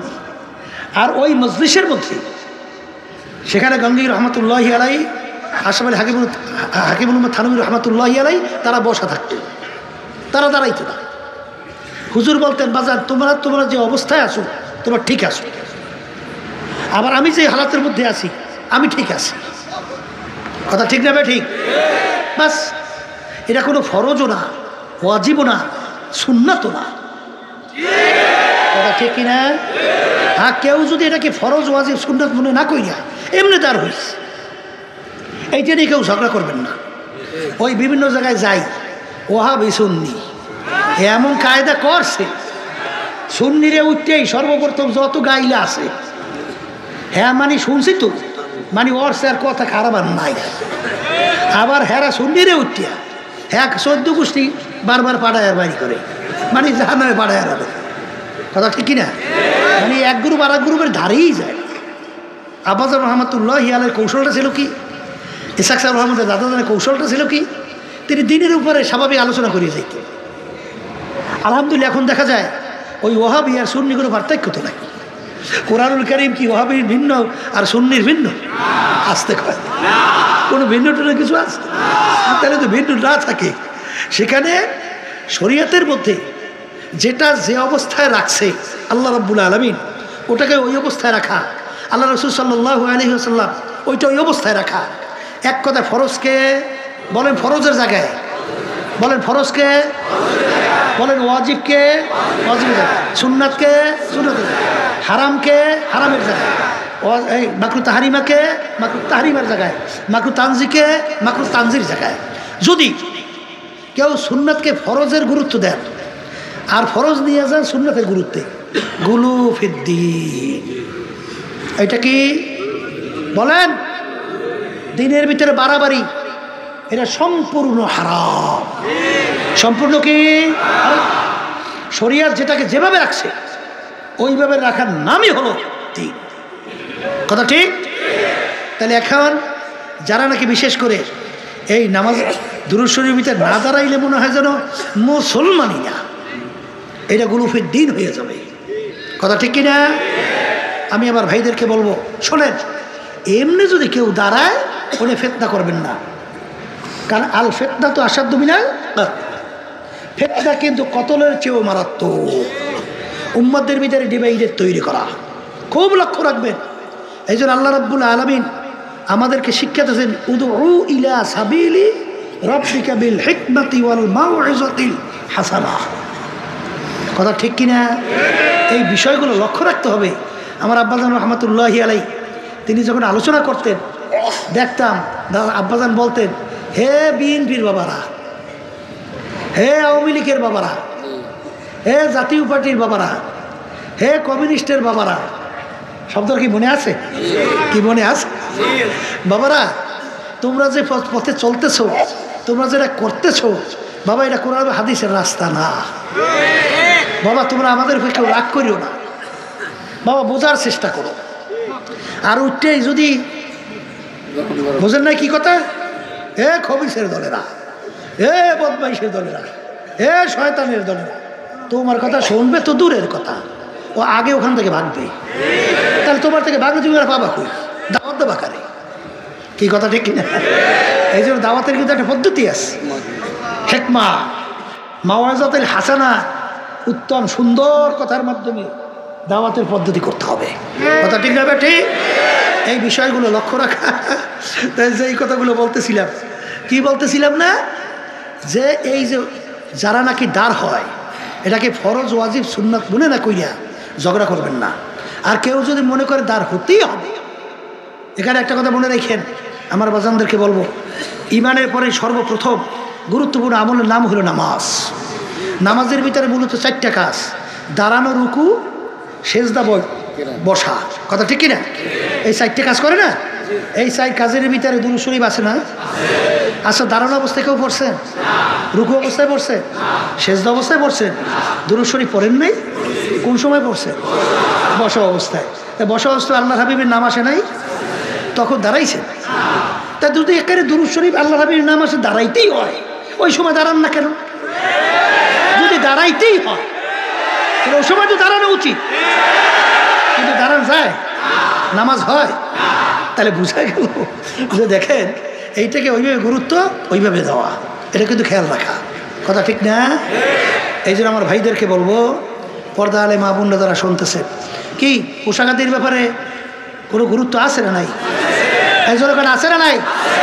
হারাম থেকে বাঁচা লাগবে, বাস্তবে সুন্নাত লাগবে। এখন আল্লাহর হাবিবের মোহাব্বতে গত খালি বুক থাপড়ানো, সুমা দেওয়া, লাফাইয়ে দাঁড়ানো। আল্লাহ রসুল সাল্লাল্লাহু আলাইহি ওয়াসাল্লাম বলতেছেন, মান আহাব্বা সুন্নাতি ফাকাদ আহাব্বানি। যারা আমার সুন্নাতকে মোহাব্বত করলা, অনুকরণ করলা, গোয়াকে, তারা আমি আল্লাহ রবি বলেন আমাকেই তোমরা মোহাব্বত করলা। তাহলে আল্লাহর হাবিবের মোহাব্বতের পরিচয় কি? বলে আল্লাহর হাবিবের সুন্নতের মোহাব্বত। বলেন, মুখ খুলে বলেন। তাহলে আল্লাহ রসুলের মোহাব্বত তাইলে পাওয়া যায়। কথা ঠিকই না? এখন আল্লাহর হাবিবের মোহাব্বত আসলে সুন্নতের মোহাব্বত, আল্লাহ হাবিবের মোহাব্বত পাওয়া গেল। এখন আল্লাহ হাবিব যদি মোহাব্বত করা যায় কি হয়? আল্লাহ রসুল সাল্লাল্লাহু আলাইহি ওয়াসাল্লাম বলেন, কানা মাইয়া ফিল জান্নাহ।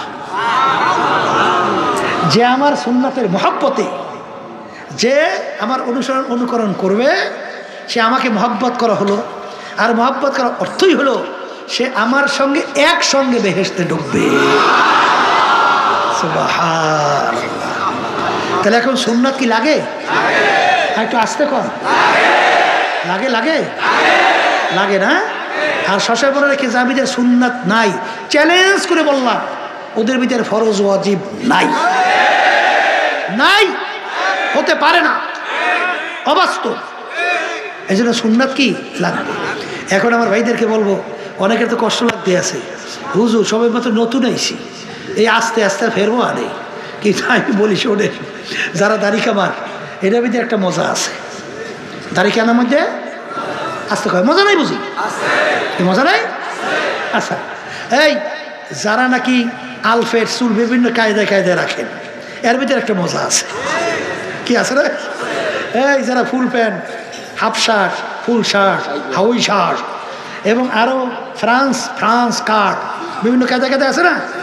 এই যে বিভিন্ন কায়দায় কায়দায় যারা নাকি চলে, এর মধ্যে কিন্তু একটা মজা আছে। এর মধ্যে কি আছে? মজা পাইছেন। আবার কিন্তু বাজার সুন্নতে দাঁড়িয়ে রাখার মধ্যেও মজা আছে। আমার মা বোনরা পর্দা অনুযায়ী চলে, ওর ভিতরেও কিন্তু মজা আছে। মাথায় কাপড় দিয়ে চলে, অন্য পুরুষ থেকে মাথার চুল ঢেকে রাখে, এর মধ্যেও কিন্তু একটা মজা আছে। কথা বলেন না কেন?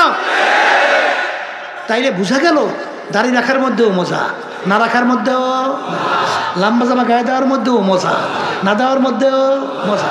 কথা ঠিক কিনা? চুল লম্বা রাখার মধ্যেও মজা, না রাখার মধ্যেও মজা। এখন কথা হলো মজা দোনোটাই আছে। যদি মজা না থাকতো আমরা দাঁড়িয়ে রাখলাম কেমনে? এই যদি আপনারা বলেন যে হুজুর 1 কোটি টাকা দেবো দাঁড়িয়ে কামাই ফেলাম, নাউজুবিল্লাহ, পারবো? তাহলে মজা না থাকলে রাখলাম কেমনে? আছে? বলে হুজুর টুপি টুপি ফেলাইয়া এটা রাস্তায় হাঁটাহাঁটি করেন, পারবো?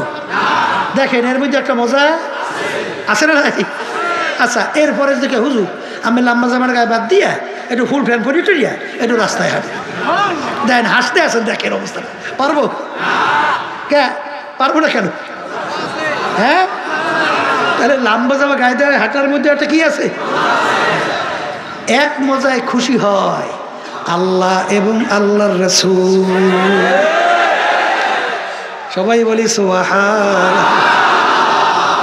আর এক মজায় খুশি হয় ইবলিস এবং ইবলিসের শাগরেদেরা।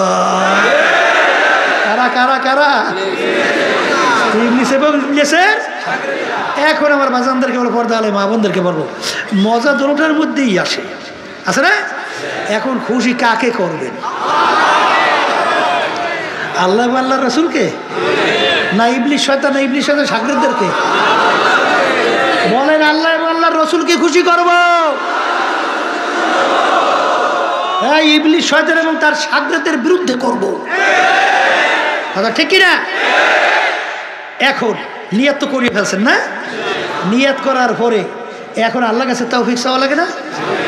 এই জন্য দেখবেন এই তাআত তৌফিক তাআত হামজাতু ইয়ামানাত ওয়া ইজাবাত হামজাতু। হে আমার মালিক, আমি তো নিয়ত করে ফেলছি, এখন আপনি যদি আমাকে তৌফিক না দেন কোনোদিন আমার উদ্দেশ্য লক্ষ্যে পৌঁছা সম্ভব না।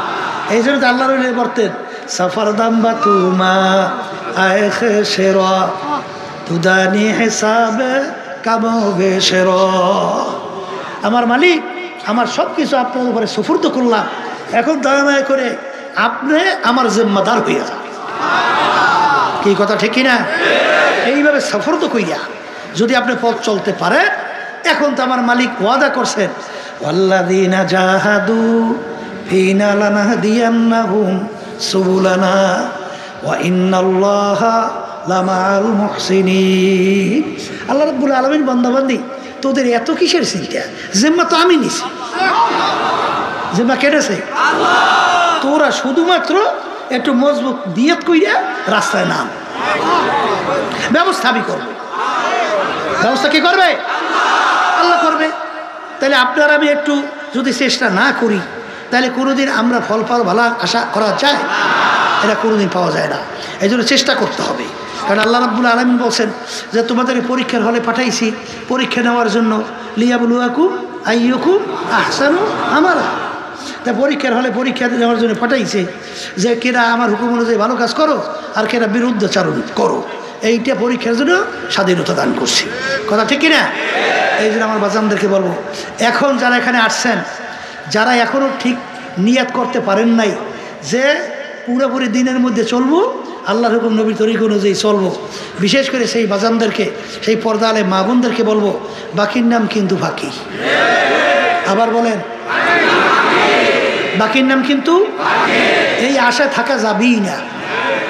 নিঃশ্বাসের বিশ্বাস কিন্তু না, এই সেকেন্ডের কোনো ভরসা কিন্তু না। যখন আল্লাহ নিয়েই আসছে, দিলটা একটু নরম না? আসতে কয় দিলটা যেহেতু আল্লাহ নরম করছে, অনেক নতুন বাজানরা দেখা করতে হুজুর আসার পরে হুজুর আল্লাহর মতো অনেক পরিবর্তন আল্লাহ দান করতেছে। তাহলে দেল কি হইতে আছে? পরিবর্তন হয়েছে। এই সুযোগের মধ্যে যদি ফসল লাগানো যায় তাহলে আল্লাহর মধ্যে ফসল ভালো ফল দেবে। নিয়ত করতে অসুবিধা কি? অনেকে আবার মনে করে হুজুর আসলে তাওবা তো করবো, কিন্তু হুজুর ঠিক যদি না রাখতে পারি, এটাও কিন্তু শয়তানের ধোঁকা। এটা কার ধোঁকা? এটাও কিন্তু শয়তানের ধোঁকা। কারণ আপনি এখন নিয়াত করিয়ে তাওবা করবেন, ঠিক না? তারপরে যদি ধরিয়ে নেন আপনার ইচ্ছার বাইরে 100 বার তাওবা যদি ভঙ্গ হয়, তারপরে কি তাওবার দরজা বন্ধ না দরজা খোলা আছে? আসতে বলে কি খোলা আছে না নাই? তওবা করি ভাঙ্গে, তওবা করি ভাঙ্গে, কিন্তু নৈরাশ হওয়া যাবে না। তাই যখন মালিক নিয়েই আসেন তাওবাটা করিয়েই ভালাই, আসতে কয় নিয়াতটা করিয়েই ভালাই। আল্লাহ আপনি কবুল করেন যে মালিক পুরাপুরি দিনের ভিতরে ঢোকার নিয়াত করে ভাল্লাম। আল্লাহুম্মা আমিন। আল্লাহ পুরোপুরি সুন্নাত তরিকায় চলার নিয়াত করে আল্লাহ আপনি তৌফিক দান করে। এই নিয়াত করার পরে যদি আল্লাহর রহমতে আপনি চলতে থাকেন, তখন দেখবেন আল্লাহ রাব্বুল আলামিনের রহমত দয়া আপনার আমার জন্য বেধড়কভাবে আসতে থাকবে, যেটা আপনার আমি চিন্তাও করতে পারবো না। যেমন আমার দাদাজানের কথা শুনছিলাম, আব্বাজান রহমাতুল্লাহি আলাইহি বলছিলেন, দাদুকে একদিন জিজ্ঞাসা করছিল আমার দাদু, আল্লাহু আকবার, যে তুমি অনেক রাত্র পর্যন্ত সজাগ থাকো, তলেবে ইলমদেরকে খাওয়াইলে হয়ে ঘুমাইতে পারো, অনেক সময় রাত্র হয়ে যায়, তখন গভীর রাত্রে ঘুমাও, তখন তো তোমার 2-1 দিন হয়তো বা ফজরের নামাজ কাজা হওয়ার কথা, অনেক গভীর রাত্রে ঘুমাও, তাহলে তো ফজরের নামাজ কাজা হওয়ার কথা, তাহলে তোমার কি 2-1 দিন ফজর নামাজ কাজা হয়? দাদু বলতেছিলেন যে আল্লাহর রহমতে, আল্লাহর খাস মেহেরবানিতে আমার ফজরের নামাজ কাজা হয় না। কেমনে ওঠো তুমি?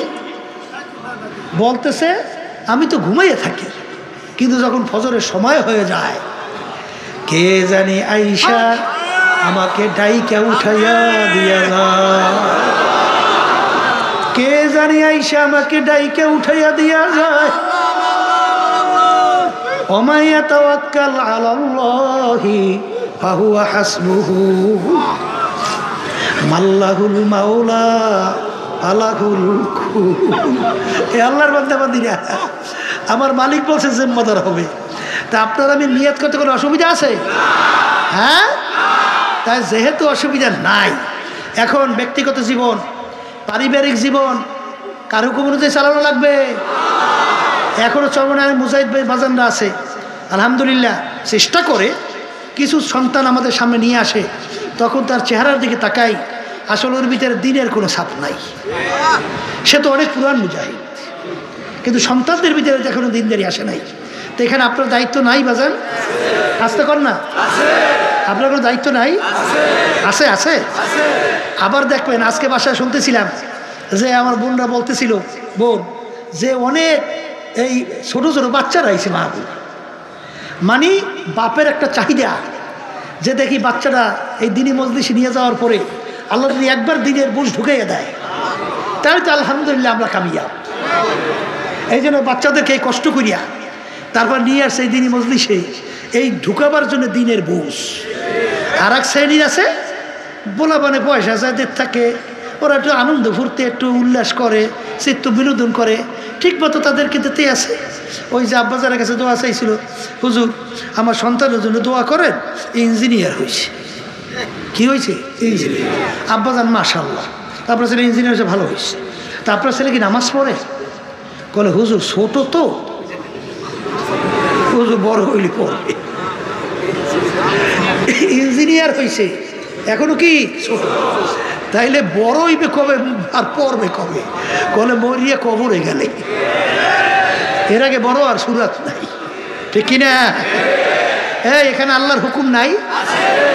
আল্লাহ কি বলছেন? ও আনফুসাকুম ওয়া আহলিকুম নারা, নিজে জাহান্নামের আগুন থেকে বাঁচো, আহাল পরিবার পরিজনদেরকে জাহান্নামের আগুন থেকে বাঁচাও। দেখছি আমার আব্বাজান রহমাতুল্লাহি আলাইহি কীভাবে সন্তানদেরকে নামাজ পড়াবার জন্যে, সন্তান তো অনেক সময় রাগ হইয়া যায়, মুরব্বীরা আমাদের উস্তাদদেরকে দেখছি কিভাবে একটা সন্তানকে, একটা ছাত্রকে আমলি বানানো যায়। কিন্তু বর্তমান যুগ অনেকে কিন্তু চাকরি মনে করে, এখন খেদমত মনে করে না। আমার আয়ত্তে একটা ছাত্র, এই ছাত্র যদি আজকে নায়েবে রসুল না হয়, আমলদারি উঠেই না দিতে পারি, এটা তো আমার জন্য বদনসিব। আর আগের যে ওস্তাদদেরকে দেখতাম পাগলের মতো কিভাবে একটা ছাত্রকে আমলে উঠানো যায়, একবার যদি আল্লাহর মধ্যে স্টার্ট হয়ে যায় যথেষ্ট, আলহামদুলিল্লাহ। কি কথা ঠিক কিনা? সেখানে আপনার চেষ্টা লাগবে না। এখন অনেকে কিন্তু আবার চেষ্টা করে সব ইংরেজি বাংলা বেপরদা, আবার ইংলিশ মিডিয়াম হ্যাঁ পড়ায়, আর গৌরব করে কি বলে আমার সন্তান ইংলিশ মিডিয়ামে পড়ে। বেশ ভালো কথা, আপনার ছেলে ইংলিশ মিডিয়ামে পড়ে, নামাজ পড়ে? তা তো পড়ে না। শুধু নামাজ, বর্তমানে ইংলিশ মিডিয়ামের কথা শুনছি, সেখানে পরিবেশ নাকি জোড়ায় জোড়ায় বসায়। জোড়া বসে বুঝেন নাই? মহিলা পুরুষ মহিলা পুরুষ মহিলা পুরুষ, এই হয়েছে জোড়া। মানে প্রথম থেকেই সব ধ্বংস করে দেয় ইংলিশ মিডিয়াম। বেশ ভালো কথা, ইংলিশ শেখা তো দোষ না, ইংলিশ হওয়া দোষ, ইংরেজ হওয়া দোষ, ইংলিশ শেখা দোষ না। এর জন্য আল্লাহ রাসূল সাল্লাল্লাহু আলাইহি ওয়াসাল্লাম বলেন, তলাবুল ইলমি ফারিজাতুন আলা কুল্লি মুসলিম, প্রত্যেকটা মুসলমান মহিলা পুরুষ তাদের ইলমে দ্বীন শিক্ষা করা ফরজ। এই গুরুত্বটা আসবে কার কাছে? এই গুরুত্বটা আসবে যারা মুসলমান দাবি করবে, যারা ঈমানদার দাবি করবে, যারা আল্লাহ রসুল আল্লাহ রসুলের উপরে ঈমান আনবে, যারা পরকালকে বিশ্বাস করবে, তাদের কাছে হাদিসের গুরুত্ব আসবে। আর শুধু ওদিকে হুজুরে এমন বুড়ো হয়েছে তো একটু হস্টাস করিয়া এমন শুধু নামাজ টামাজ পরে রোজাও রাখে, পোলা সব খারাই খারাই মতে খুব দরবেশ হয়ে গেছে। হ্যাঁ এটা ভালো, কিন্তু বাজান মনে রাখা লাগবে, সন্তানকে যদি তুমি তোমার সাধ্য অনুযায়ী তোমার আয়ত্তে থাকা অবস্থায় দিনদার না বানাবার চেষ্টা করো, তাহলে ওই সন্তান কিন্তু তোমাকে সহ জাহান্নামে ঝাঁপ দেবে। কথা ঠিক না? ঠিক। ডাইরেক্ট বলে, মালিক আমার হাতে জাহান্নামে শিকল লাগাইছো, আমার বাপ মা আমাকে ইচ্ছা করলে আমাকে দিনদার বানাইতে পারতো, কারণ তাদের আয়ত্তে আমি ছিলাম, কিন্তু আমাদেরকে দিনদার বানায় নাই। এখন তাদেরকে ছাড়া আমি জাহান্নামে যাব না। ওই সময় কোনো খাতির বাতিল নেই, কারণ সে দেখছে যে জাহান্নামে তো আমি যাইতেছিলাম তাদের কারণে, ইচ্ছা করলে আমাকে দিনদার বানাইতে পারতো। ইংরেজি বাংলা শেখের সমস্যা নাই, আরও শেখের সমস্যা নাই, কিন্তু সর্বপ্রথম আপনার ইলমে দ্বীন শিখতে হবে। কথা ঠিক না? ঠিক। দ্বীনের বুঝ না আসা পর্যন্ত আপনাকে কে বানাইছে, কেন বানাইছে, ছিলেন কোথায়, আছেন কোথায়, যাইবেন কোথায়, সৃষ্টিকর্তার পরিচয়, আমাদের করণীয় বর্জনীয়, এটা আপনি জানবেন কীভাবে? ক্লাস 1 থেকে শুরু করে এবি ক্লাস পর্যন্ত কোথায় শিখায়? কয়েক তো নামাজ ফরজ আসতে কয়, আমার সৃষ্টিকর্তার হুকুম কি কি, কোনটা করা যাবে কোনটা করা যাইবে না আসতে কয়, শিখায়? তাই শিখাইলো কি? কি শিখাইল? শিখাইলো কি? কেমনে বাংলাদেশে টাকা পাচার করে বিদেশে ওই বেগমপাড়া তৈরি করা যায় না, আর লক্ষ লক্ষ মায়ের কোল কেমনে গুলি করে মানে শেষ করা যায়, পাখির মতো রাস্তায় ফেলাই দেওয়া যায়, এই শিখছে না? এছাড়া কি শিখছে? এই জন্য আমার বাজানদেরকে বলবো যে বাপ মায়ের কিন্তু দায়িত্ব আছে সন্তানদেরকে দিনদার বানাবার জন্য। কি আল্লাহ রাজি আছি না? আল্লাহ তৌফিক দান করে। এরপরে আমার বাজানদেরকে বলবো, সামাজিক ব্যাপারে মালিকের হুকুম, কামাইয়ের ব্যাপারে নাই, খরচের ব্যাপারে নাই। এখন অনেক মুজাহিদের কথা আমি শুনলে আশ্চর্য হয়ে গেছি, কলে এখনও সম্পদ টাকা বাড়াবার জন্যে ব্যবসার সাথে সুদ মিশ্রণ করছে, ব্যাংক থেকে আনছে লোন, সুদি ব্যাংক, এবং বিভিন্ন জায়গায় সুদি কারবার করছে। চরমনাই তো অনেক শোনা যায়, এই চরমনাই বসবাস করিয়া কিছু সুদি আছে আমাদের এলাকায়, এই সুদিরা টাকায় সুদ দিয়া লাগায়, আবার কিছু আবার মুসলমান দাবি করিয়া ওই সুদের টাকা নিয়া সুদে আরাম আছে, হারামে আরাম আছে, শেষ মতো ঘর বাড়ি থুইয়ে পলান্ডের ইতিহাসও আছে। কামাই করে কয়টা, ওরা দেবে কয় টাকা। এই জন্য সুদে 70টার মতো গুণা, সবচেয়ে ঘৃণিত, নাউজুবিল্লাহ। এই জানেন না গুণা, শোনেন না, এই ঘৃণিত আল্লাহ রাব্বুল আলামিনের কাছে। তা তুমি কিসের ইমানদার, কিসের মুসলমান? তুমি যদি ইমানদার হইতে, মুসলমান হইতে, আখিরাতে বিশ্বাস করতা, যেই সুদের ব্যাপারে আল্লাহ ডাইরেক্ট ঘোষণা করছেন, আহাল্লাল্লাহুল বাইআ ওয়া হাররামার রিবা, আমি তোমাদের জন্য ব্যবসাকে হালাল ঘোষণা করলাম, সুদকে হারাম ঘোষণা করলাম। সুদ হারাম, ব্যবসা হালাল। তাহলে তুমি যে সুদের সঙ্গে নিজের সম্পদ বাড়াবার জন্য তুমি যদি জড়াও, তাহলে তুমি কিসের নামাজ পড়ো, কিসের রোজা রাখো, আর কিসের তুমি আল্লাহর বান্দা দাবি করো? তুমি আল্লাহর হুকুমই তো মানো নাই। জেরুমানের কথা ঠিক না ভাই? আর ব্যবসা কিন্তু হালাল। অনেকে আবার মনে করে হুজুর এবার ব্যবসা করে কেন? আরে হুজুরে ব্যবসা করে, ইবাদত করে। আবার কর কি করে? মানে ব্যবসা হুকুমটা কার? এই হাদিসের ভিতরে আসছে না যে যে ন্যায় বিচারক না, সৎ ব্যবসায়ী হবে, তার হাসর হবে সিদ্দিকদের সঙ্গে, সুহাদায়ে কেরামদের সঙ্গে, নবীদের সঙ্গে। কথা বলে না? কথা ঠিক কিনা?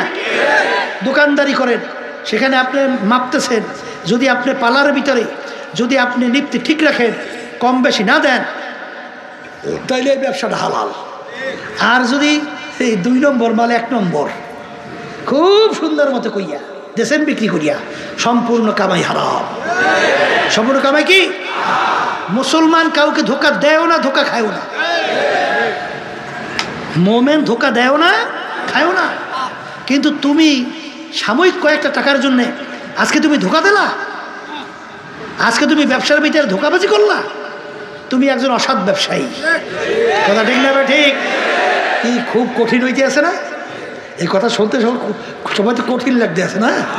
হ্যাঁ, এই কথা কি আমার আসতে বলে তো? এই আল্লাহ আল্লাহ রসুলের কথা শুনাইতে আছি। তাহলে ব্যবসা কি?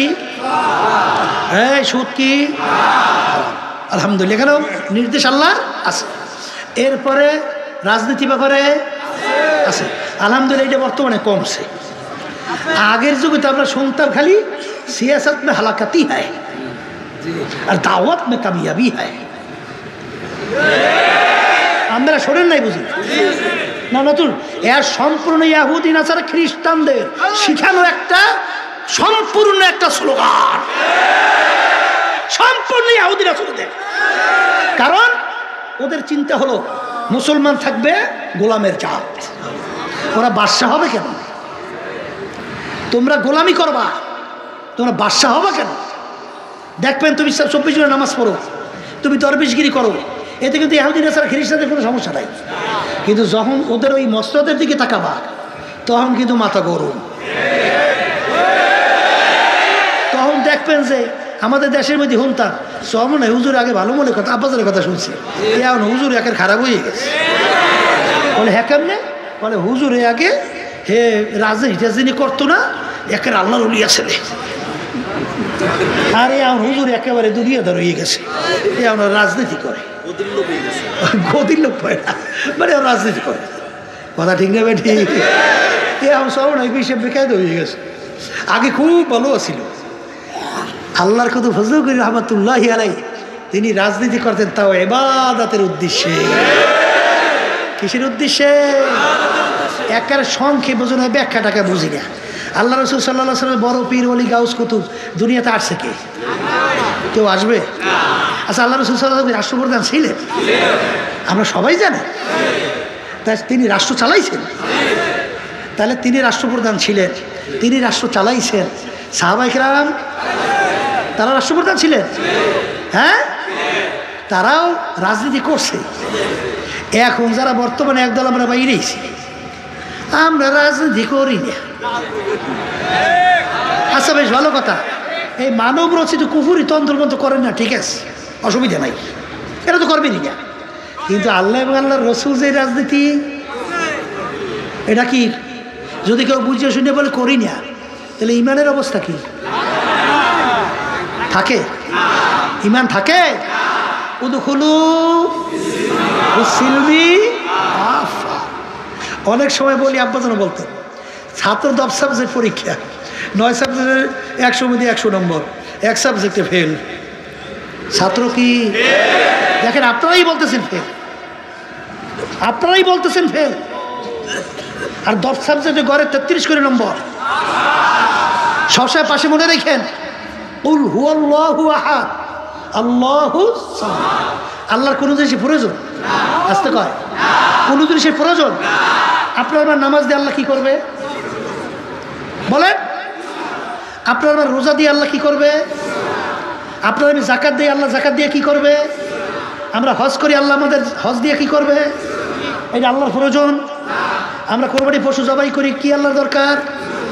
আসতে কত তো একটু নামাজ পড়ি যে দরবেশ হয়ে গেছেন, এখন দেখলে বুজুর্গই খুব বুজুর্গ হয়ে গেছেন, ওরে সর্বনাশ।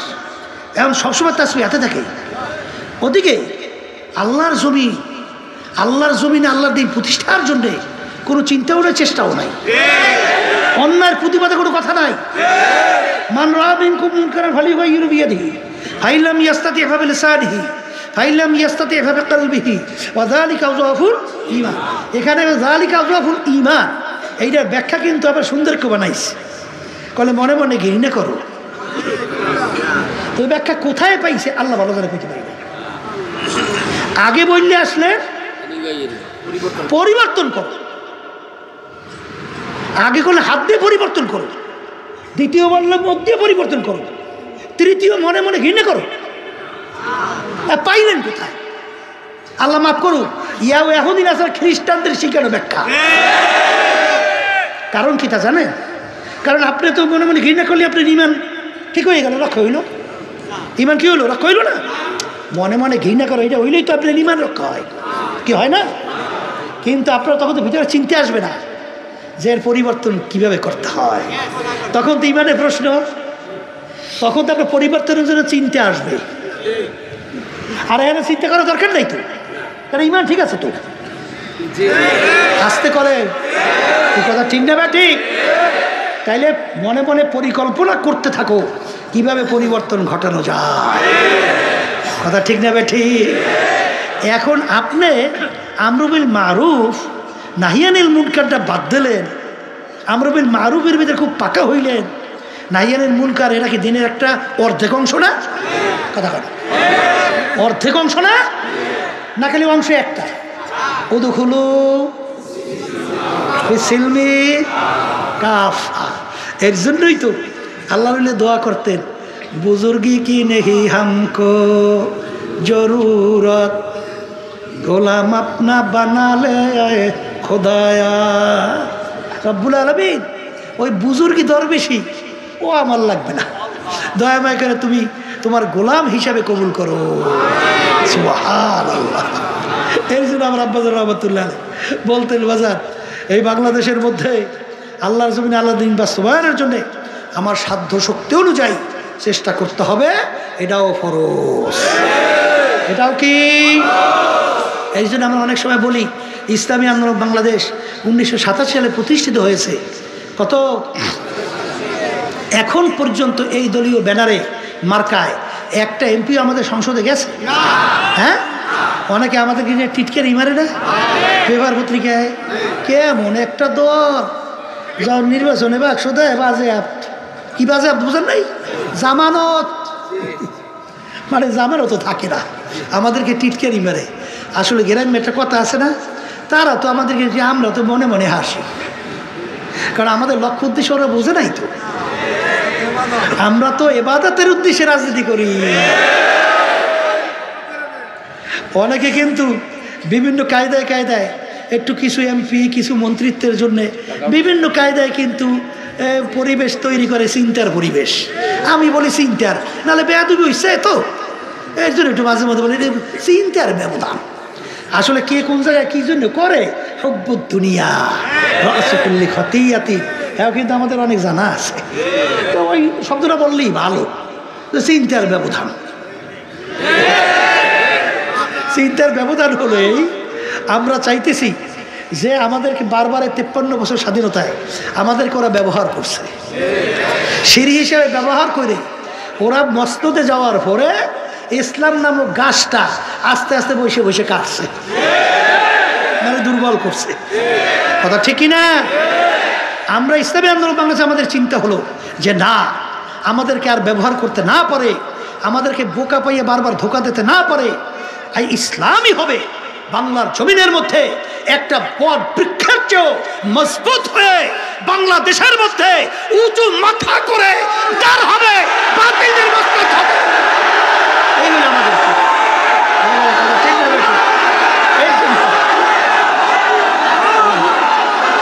বসে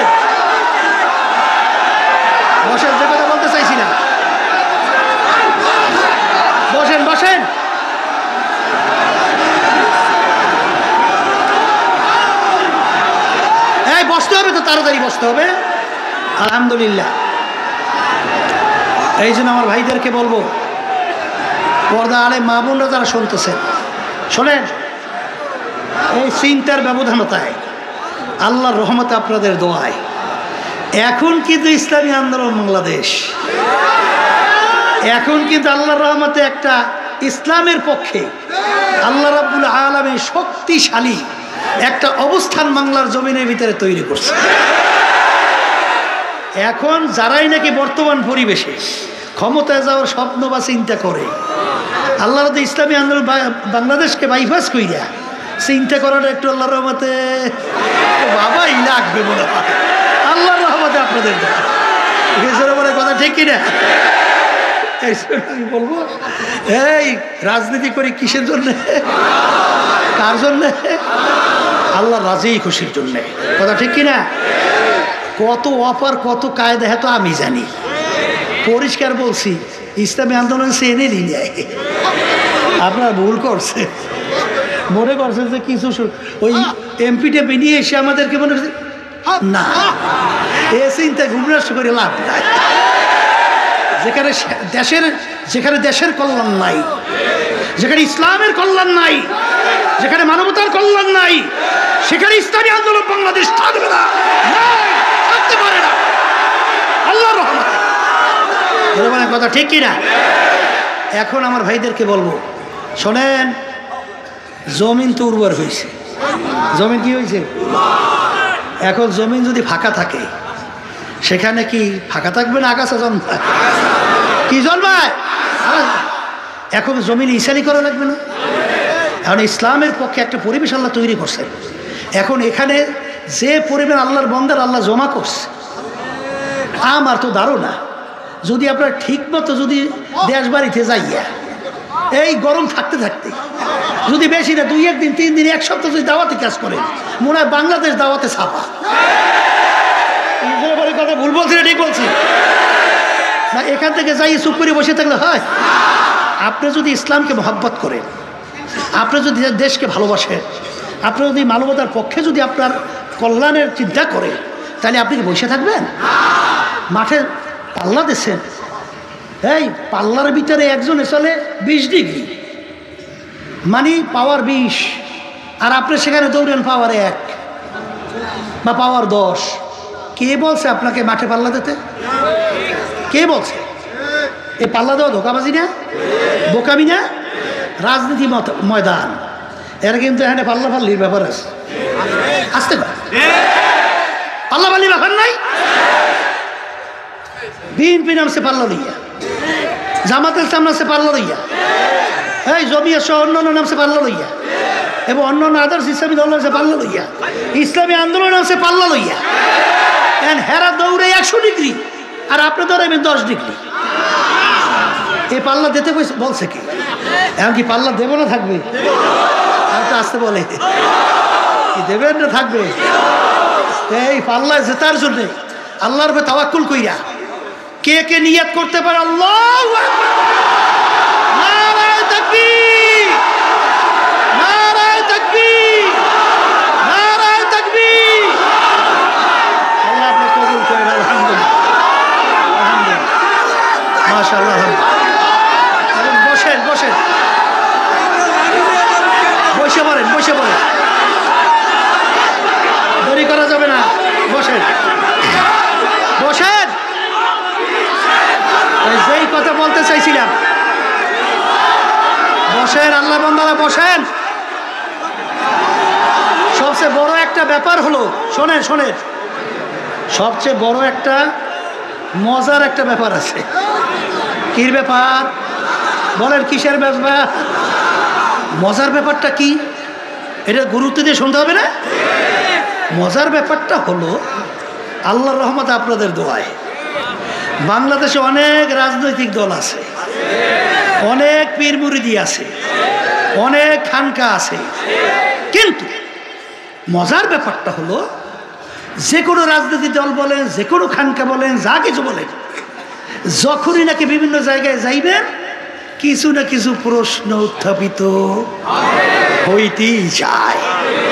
কিন্তু মজার ব্যাপারটা হলো, আল্লাহ রাব্বুল আলামিন আল্লাহর কুতুবদের ইখলাসের বদৌলত এবং তাদের এই ইখলাস দিয়ে চেষ্টা করায় আল্লাহর খাস মেহেরবানিতে আপনি যেখানেই চরমনের এই দাওয়াতটা মিশনটা নিয়ে আপনি হিন্দুর কাছে যাবেন, বৌদ্ধদের কাছে যাবেন, আপনি যে কোনো লোকের কাছে যাবেন, যাওয়ার সঙ্গে সঙ্গে মজার ব্যাপার হলো কিরুকাল ছাড়া এটাকে ভালো বলে, এর যে মজা আর কিছু থাকতে পারে না। এরপরে যদি আপনার কাছে না যায় এটা আমাদের দুঃখ। এই জোরে বলে কথা ঠিক না? এত সুযোগ পাইয়াও যদি এই সুযোগ আমরা কাজে না লাগাইতে পারি এটা আমাদের জন্য কষ্ট, এটা আমাদের জন্য দুঃখ। दिन के सूरज डूब रही है हम लोगों की सामने, रोज़े महशर क्या जब है मुस्तफ़ा की सामने। ए আল্লাহর বান্দারা, পর্দা আলে মা বোনেরা, তুমিও থাকবে না আমিও থাকবো না। আল্লাহর কুদু ফজলুল করিম আমাদের মাঝে নাই, আর কোনো দিন আসবে না। ইসহাক সাহেব রহমাতুল্লাহি আলাইহি নাই, কিন্তু বাবা তুমি আর আমি আজকে দুনিয়ার ভিতরে আল্লাহ রাখছেন। যদি তোমার আমার হারাকাত সাকানাত, তোমার আমার চেষ্টার মাধ্যমে যদি ইসলাম নামক গাছটা যদি একটু মজবুত হয়, মালিক তো কিয়ামতের ময়দানে বন্দাবান্দিকে মাফ করার জন্য ওসিলা তালাশ করবে। আমার মালিক যদি জিজ্ঞাসা করে বন্দাবান্দি এইটা করছো কাজ, জবাব দেওয়ার কোনো ক্ষমতা নাই। এই জন্য আল্লাহর ওলিরা সাহাবায়ে কেরামরা বলতেন, মালিক হিসাবাই ইয়াসীরা, দয়া মায়া করে আপনি আমাকে এমন হিসাব নেবেন, বন্দাবান্দি এইটা করছো মালিক, করছি, যা। শব্দ কি? যা, আর কোনো কথা নাই। এর নাম হলো হিসাবাই ইয়াসীরা। আমার মালিকের কাছে দোয়া করেন, মালিক আপনি আমাদেরকে হিসাবাই ইয়াসীরা দান করেন। মালিক যদি আমাদেরকে ধইরা বসে,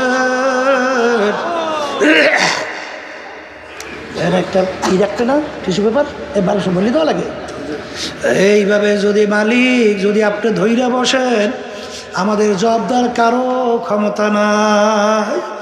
এই জন্য আমার ভাইদেরকে বলবো, পর্দা আলে মা বোনদেরকে বলবো, আমার আব্বাজান রহমাতুল্লাহি আলাইহি একটা কথা বলতেন, বাজান দরমিয়ানে কারে দরিয়া তখতা বন্ধন কর দাই বাজবে কুই কিতামান তরমাল কুল হুশিয়ারে মা। বাজান ধইরা বাইন্দা পানির ভিতরে ফালাইয়া দেয়। বাজান যদি জিজ্ঞাসা যদি বলা হয় খবরদার কাপড় যেন না বেজে, আরে তুমি বলতেও পারো না যে বান্দা ফালাইছো কাপড় যেন কেমনে না বেজবে, এই কথাও বলতে পারবো না। হ্যাঁ, আমাকে যখন বাইন্দা পানিতে ফালাইছে হুকুম করছে আমার চেষ্টা করা কাপড় যেন না বেজে। আমার চেষ্টা করলে তো যে আমাকে হুকুম করছে সে তো দেখে যে আসলে আর কোনো শক্তি নাই, কিন্তু আমার হুকুমটা কিভাবে পালন করছে, কিভাবে চেষ্টা করছে, এইটাই শুধু দেখা। এই আল্লাহর বান্দারা, পর্দা আলে মা বোনেরা, আল্লাহ পর্যন্ত বন্দাবান্দি তার নিজের ক্ষমতায় পৌঁছা এটা কোনোদিন সম্ভব না। কিন্তু আল্লাহু ইউদাইফু লিমান ইয়াশা, আমার মালিক যার উপরে দয়া মায়া নজর আইসা যায় ওই বন্দাবান্দির জন্য মুহূর্তে সব পায়। এই জন্য আমার বাজানদেরকে বলবো, পর্দা আলে মা বোনদেরকে বলবো, আমার মালিক তো শুধু তোমার আমার বাহ্যিক আমলের দিকে তাকাইয়া থাকে না, আমার মালিক তোমার অন্তরের দিকে তাকাইয়া থাকে, কলবের দিকে তাকাইয়া থাকে যে বন্দাবান্দির দিলের অবস্থা কি। আর সবসময় মালিকের কাছে দোয়া করা যে মালিক আপনি যদি দয়া মায়া করে আপনার কুদরতি কোলেটাই না জাগা না দেন, আমাদের কোনো উপায় নাই। এইভাবে বন্দা যখন সারান্ডার হইয়া মাওলার কাছে সুপর্দ করে, ওই বন্দাবান্দির জন্য আমার মালিক যথেষ্ট হইয়া যায়। বাজার আমাদেরকে মালিক বানাইলেন তার ইবাদতের জন্য, অন্যান্য মাখলুকাতগুলো মালিক বানাইলেন তার আমাদের জন্য। আমার মালিক তাকাইয়া তাকাইয়া দেখে, বন্দাবান্দি আমি তোদেরকে বানাইলাম আমার ইবাদতের জন্য, অন্যান্য মাখলুকাত বানাইলাম তোদের জন্যে। আমি তোর বিচার চাইয়া চাইয়া দেখি, তুই গাভী গরু পালু দুধ খাওয়ার জন্যে, গাভীতে দুধ দেবে, বাচ্চা হবে, বংশ বিস্তার লাভ করবে। এখন বাচ্চাও দেয় না, দুধও দেয় না, তুই গরুটাকে শোয়াইলি, ছুরি ধার কইরা জবাই করলি। এরপর চামড়া খুইলা গোস্ত পাক করে নিজে আত্মীয় স্বজন নিয়ে খাইলি। খা বান্দা বান্দি, তোর এক কাজে লাগে না অন্য কাজে লাগাইলি। খা, তোর জন্যই আমি বানাইলাম। আম গাছ লাগাইলে আম খাওয়ার জন্য আম দেয় না। আমি তোর বিচার চাইয়া দেখি আম গাছ কাটলি, তক্তা তৈরি করলি, অন্ন দিয়া লাকড়ি তৈরি করলি, আগুন জ্বালালি, ভাত তরকারি পাক কইরা খাইলি। খা বান্দা বান্দি, আমি তোর জন্যই বানাইলাম। এক কাজে লাগলে অন্য কাজে তুই লাগাইয়া দিলি। এখন তোর বিচার তুই কর। তোকে আমি বানাইছিলাম আমার ইবাদতের জন্যে। আমি তোর বিচার চাইয়া চাইয়া দেখি ফজরের সময় মুয়াজ্জিন আমার পক্ষ থেকে তোকে দাওয়াত দেয়, আসসালাতু খায়রুম মিনান নাওম, ঘুম হইতে নামাজ ভালো। আমি তাকাইয়া দেখিলাম কম্বল পাইয়া তুই নাকটাই না মুড়া দিয়া তুই ঘুমা। তুই আমার হুকুম পালনের জন্য তোকে আমি মসজিদে নামাজে পাই নাই, তোকে আমি ফজরে নামাজে পাই নাই, জোহরে তোকে আমি ডাকলাম পাই নাই, আসরে ডাকলাম পাই নাই, মাগরিবে ডাকলাম তোকে আমি পাই নাই, তোকে এশায় ডাকলাম পাই নাই, রমজানে রোজা রাখার জন্য বলছি রাখো নাই, হজ যাকাত ফরজরে আদায় করতে বলছি আদায় করো নাই, সুন্নাত তরিকা অনুযায়ী চলতে বলছি চলো নাই, হারাম হালাল তমিজ কইরা খাইতে চলতে বলছি খাও নাই চলো নাই। এক কথায় তোকে আমি বানাইছিলাম আমার ইবাদতের জন্য। তোকে যখন আমার ইবাদতে পাই নাই, এখন তোকে আমি কোন কাজে লাগাবো? তোকে অন্য মানুষ জবাই কইরা খাবে, তাও তো আমি জায়েজ রাখি নাই। এখন তোর বিচার তুই কর, তোকে আমি কোন কাজে লাগাবো? আমার মালিক বলে, বান্দা বান্দি মনে রাখিস, আমার একটা কাজ আছে, আমার একটা চুলা আছে, ওই চুলার নাম হলো জাহান্নাম। আল্লাহ আপনি আমাকে আমাদের সবাইকে মাফ করিয়ে দিয়ে। আমার মালিক বলেন, ওরে ওরে খবিজ, ওরে নাফরমান, আল্লাহু আল্লাহ বাজান জাহান্নাম আল্লাহ রাব্বুল আলামিন বানাইয়া ফেরেশতাদেরকে বললেন জাহান্নামের আগুন তেজ করো। কারণ আমার সমস্ত নেয়ামত ভোগ করে আমার হুকুম মানে নাই। আমি ওর বিচার চাইয়া চাইয়া দেখি ওর বাড়ি আল্লাহু আকবার গাভী গরু পালে, বাচ্চাটা এক জায়গায় রাখে, গরুটাকে আর এক জায়গায় রাখে, রাস্তায় গভীরে বাচ্চাটার গলা শুকাই আম্বা আম্বা কইয়া ডাকে। আরে গরু জানে কেমন উত্তর দেয়, বাচ্চারা আমার মালিক তোমাকে আমাকে বানাইছে বান্দাবান্দির জন্যে। বান্দাবান্দি ভোরবেলা দুধ দোহাইয়া নিয়ে যাবে, পরবর্তী যে যা থাকবে খাইয়া মালিকের শুকরিয়া আদায় করবি। আমার মালিক বলে, রে নেমো খারাপ, বাচ্চাটাকে আমি দুধ না খাওয়াইয়া তোকে আমি খাওয়াইলাম, কারণ তোর জন্যই আমি বানাইছি। এ বান্দাবান্দি, তোর বাড়িতে মেহমান আসছে, মুরগি গোশ খাওয়ারও লাগবে, কোথায় মুরগি তালাশ করিয়া পাও না। আমি তোর বিচার চাইয়া দেখি মুরগি বাচ্চা নিয়ে নামছে, তুই থাবা দিয়া মুরগিটাকে ধরলি, বাচ্চা মা হারা বাচ্চাগুলো চেউ চেউ কইরা কান্দে, মা হারা বাচ্চাগুলো চেউ চেউ কইরা কান্দে।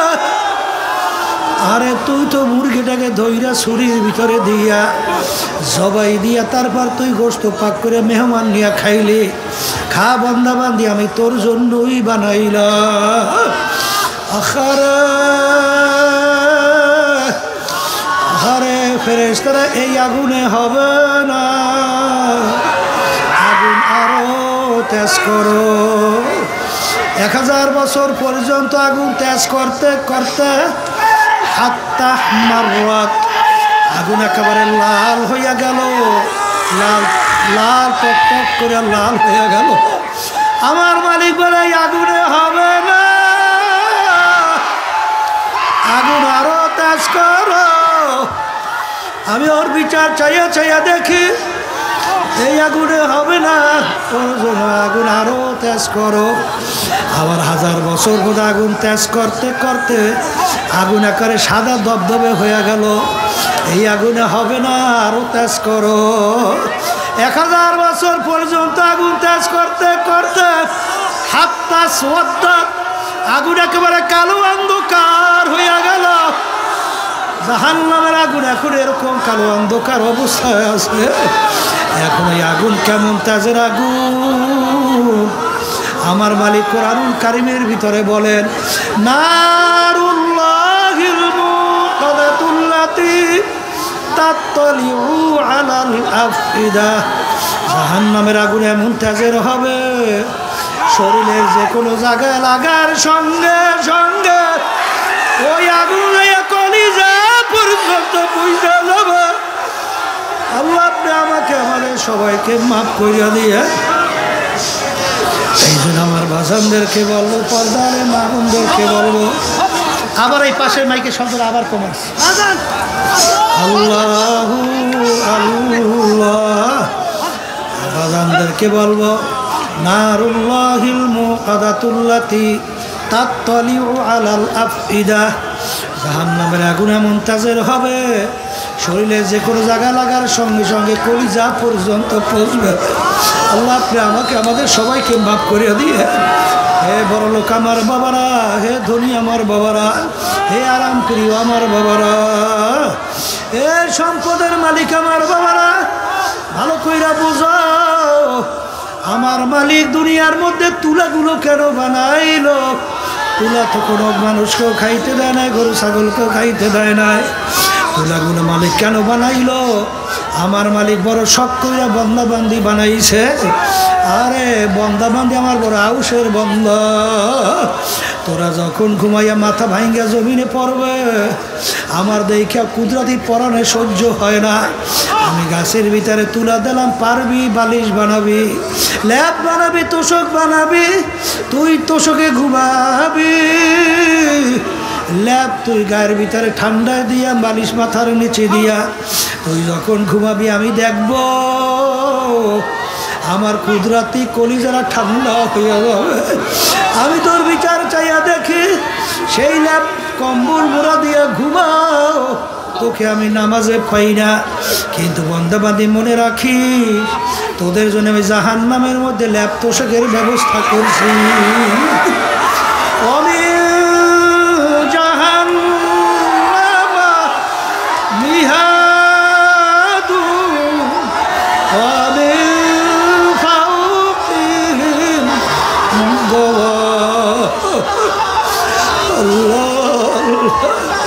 জাহান্নামের ভিতরে আমি ল্যাপ তোষকের ব্যবস্থা রাখছি।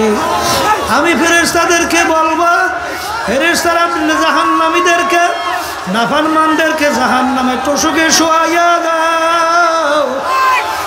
এরপর ওদের গায়ের ভিতরে জাহান্নামের ল্যাপটা উঠাইয়া দাও। এরপর ল্যাপ তোষকের চতুর্পাশ দিয়ে আটকাইয়া দাও। এরপর ল্যাপ তোষকের চতুর্দিকটা জাহান্নামের আগুন ধরাইয়া দাও। আল্লাহু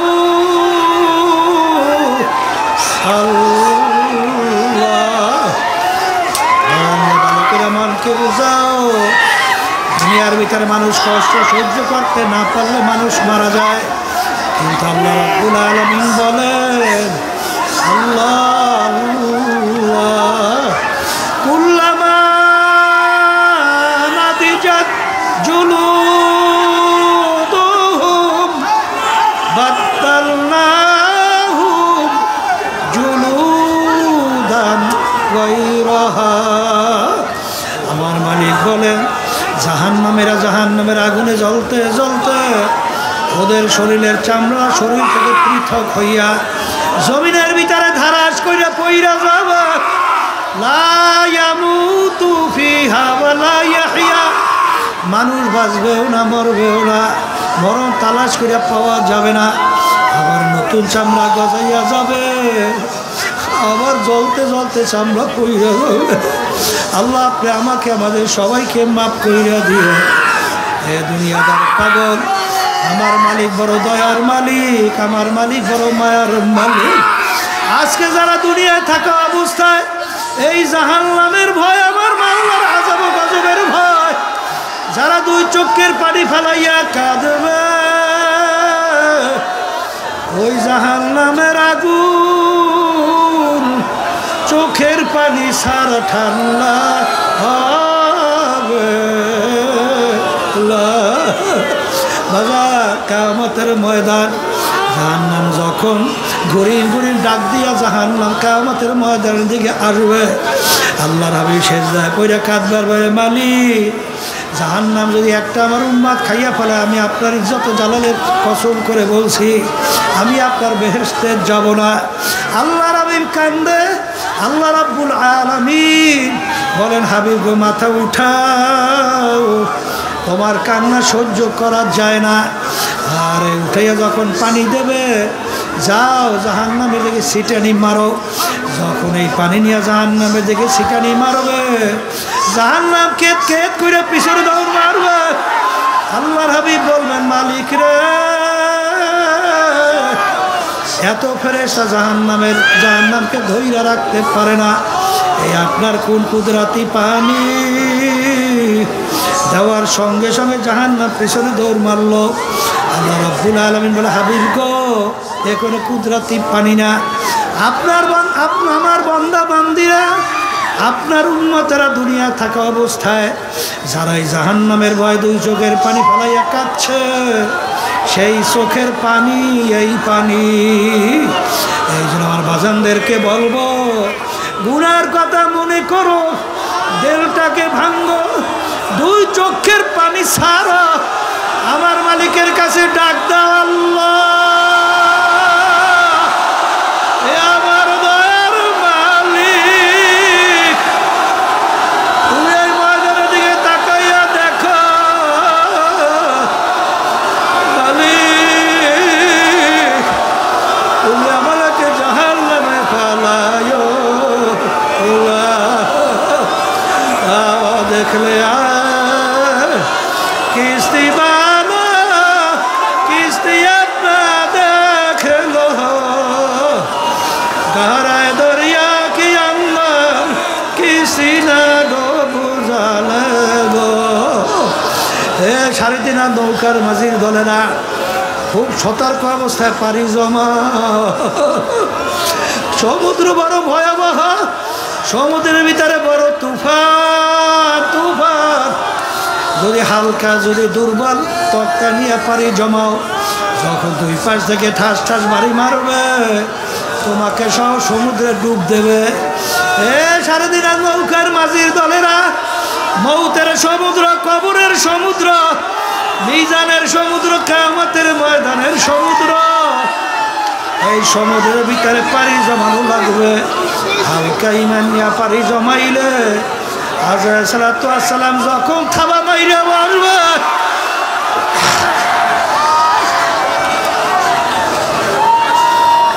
ওই থাবায় হালকা ইমান টেকবেও না, আর বুঝি আমার মাসুম মাওলাকেও পাওয়া যাবে না। এই জন্য আমার বাজানদেরকে বলবো, আগামী দিন এই মজলিস কিন্তু আর থাকবে না। পুরা দিনের ভিতরে ঢোকার নিয়াত করো, সুন্নাত তরিকা চলার নিয়াত করো, আল্লাহর হুকুম নবীর তরিকা অনুযায়ী চলেন। আমিও আপনাদের জন্য দোয়া করি, দোয়া চাই, মালিক যেন পুরা দিনের ভিতরে ঢুইকা কবরে যাওয়ার তৌফিক দান করে। এখন মন একটু একটু মাওলাকে ডাকো, যখন লাভ হইলে মাথা ডান দিকে ঘুরাও, খেয়াল করো, আরে দিলের ভিতর থেকে সমস্ত গায়রুল্লাহকে ফালাও। এরপরে ইল্লাল্লাহ, আল্লাহ বাদে কেহ মাবুদ নাই। এরপরে ইল্লাল্লাহ যখন বলবো, আমার কলবে আল্লাহ আছে, আল্লাহ আল্লাহ বলবা না কেবল কবলের মাঝখানে ঠালা জায়গা, আল্লাহ আমার দিকে চাইছে, বলতে বন্ধু আমাকে বলাও কা। এই খেয়ালে একটু মাওলার জিকির করো।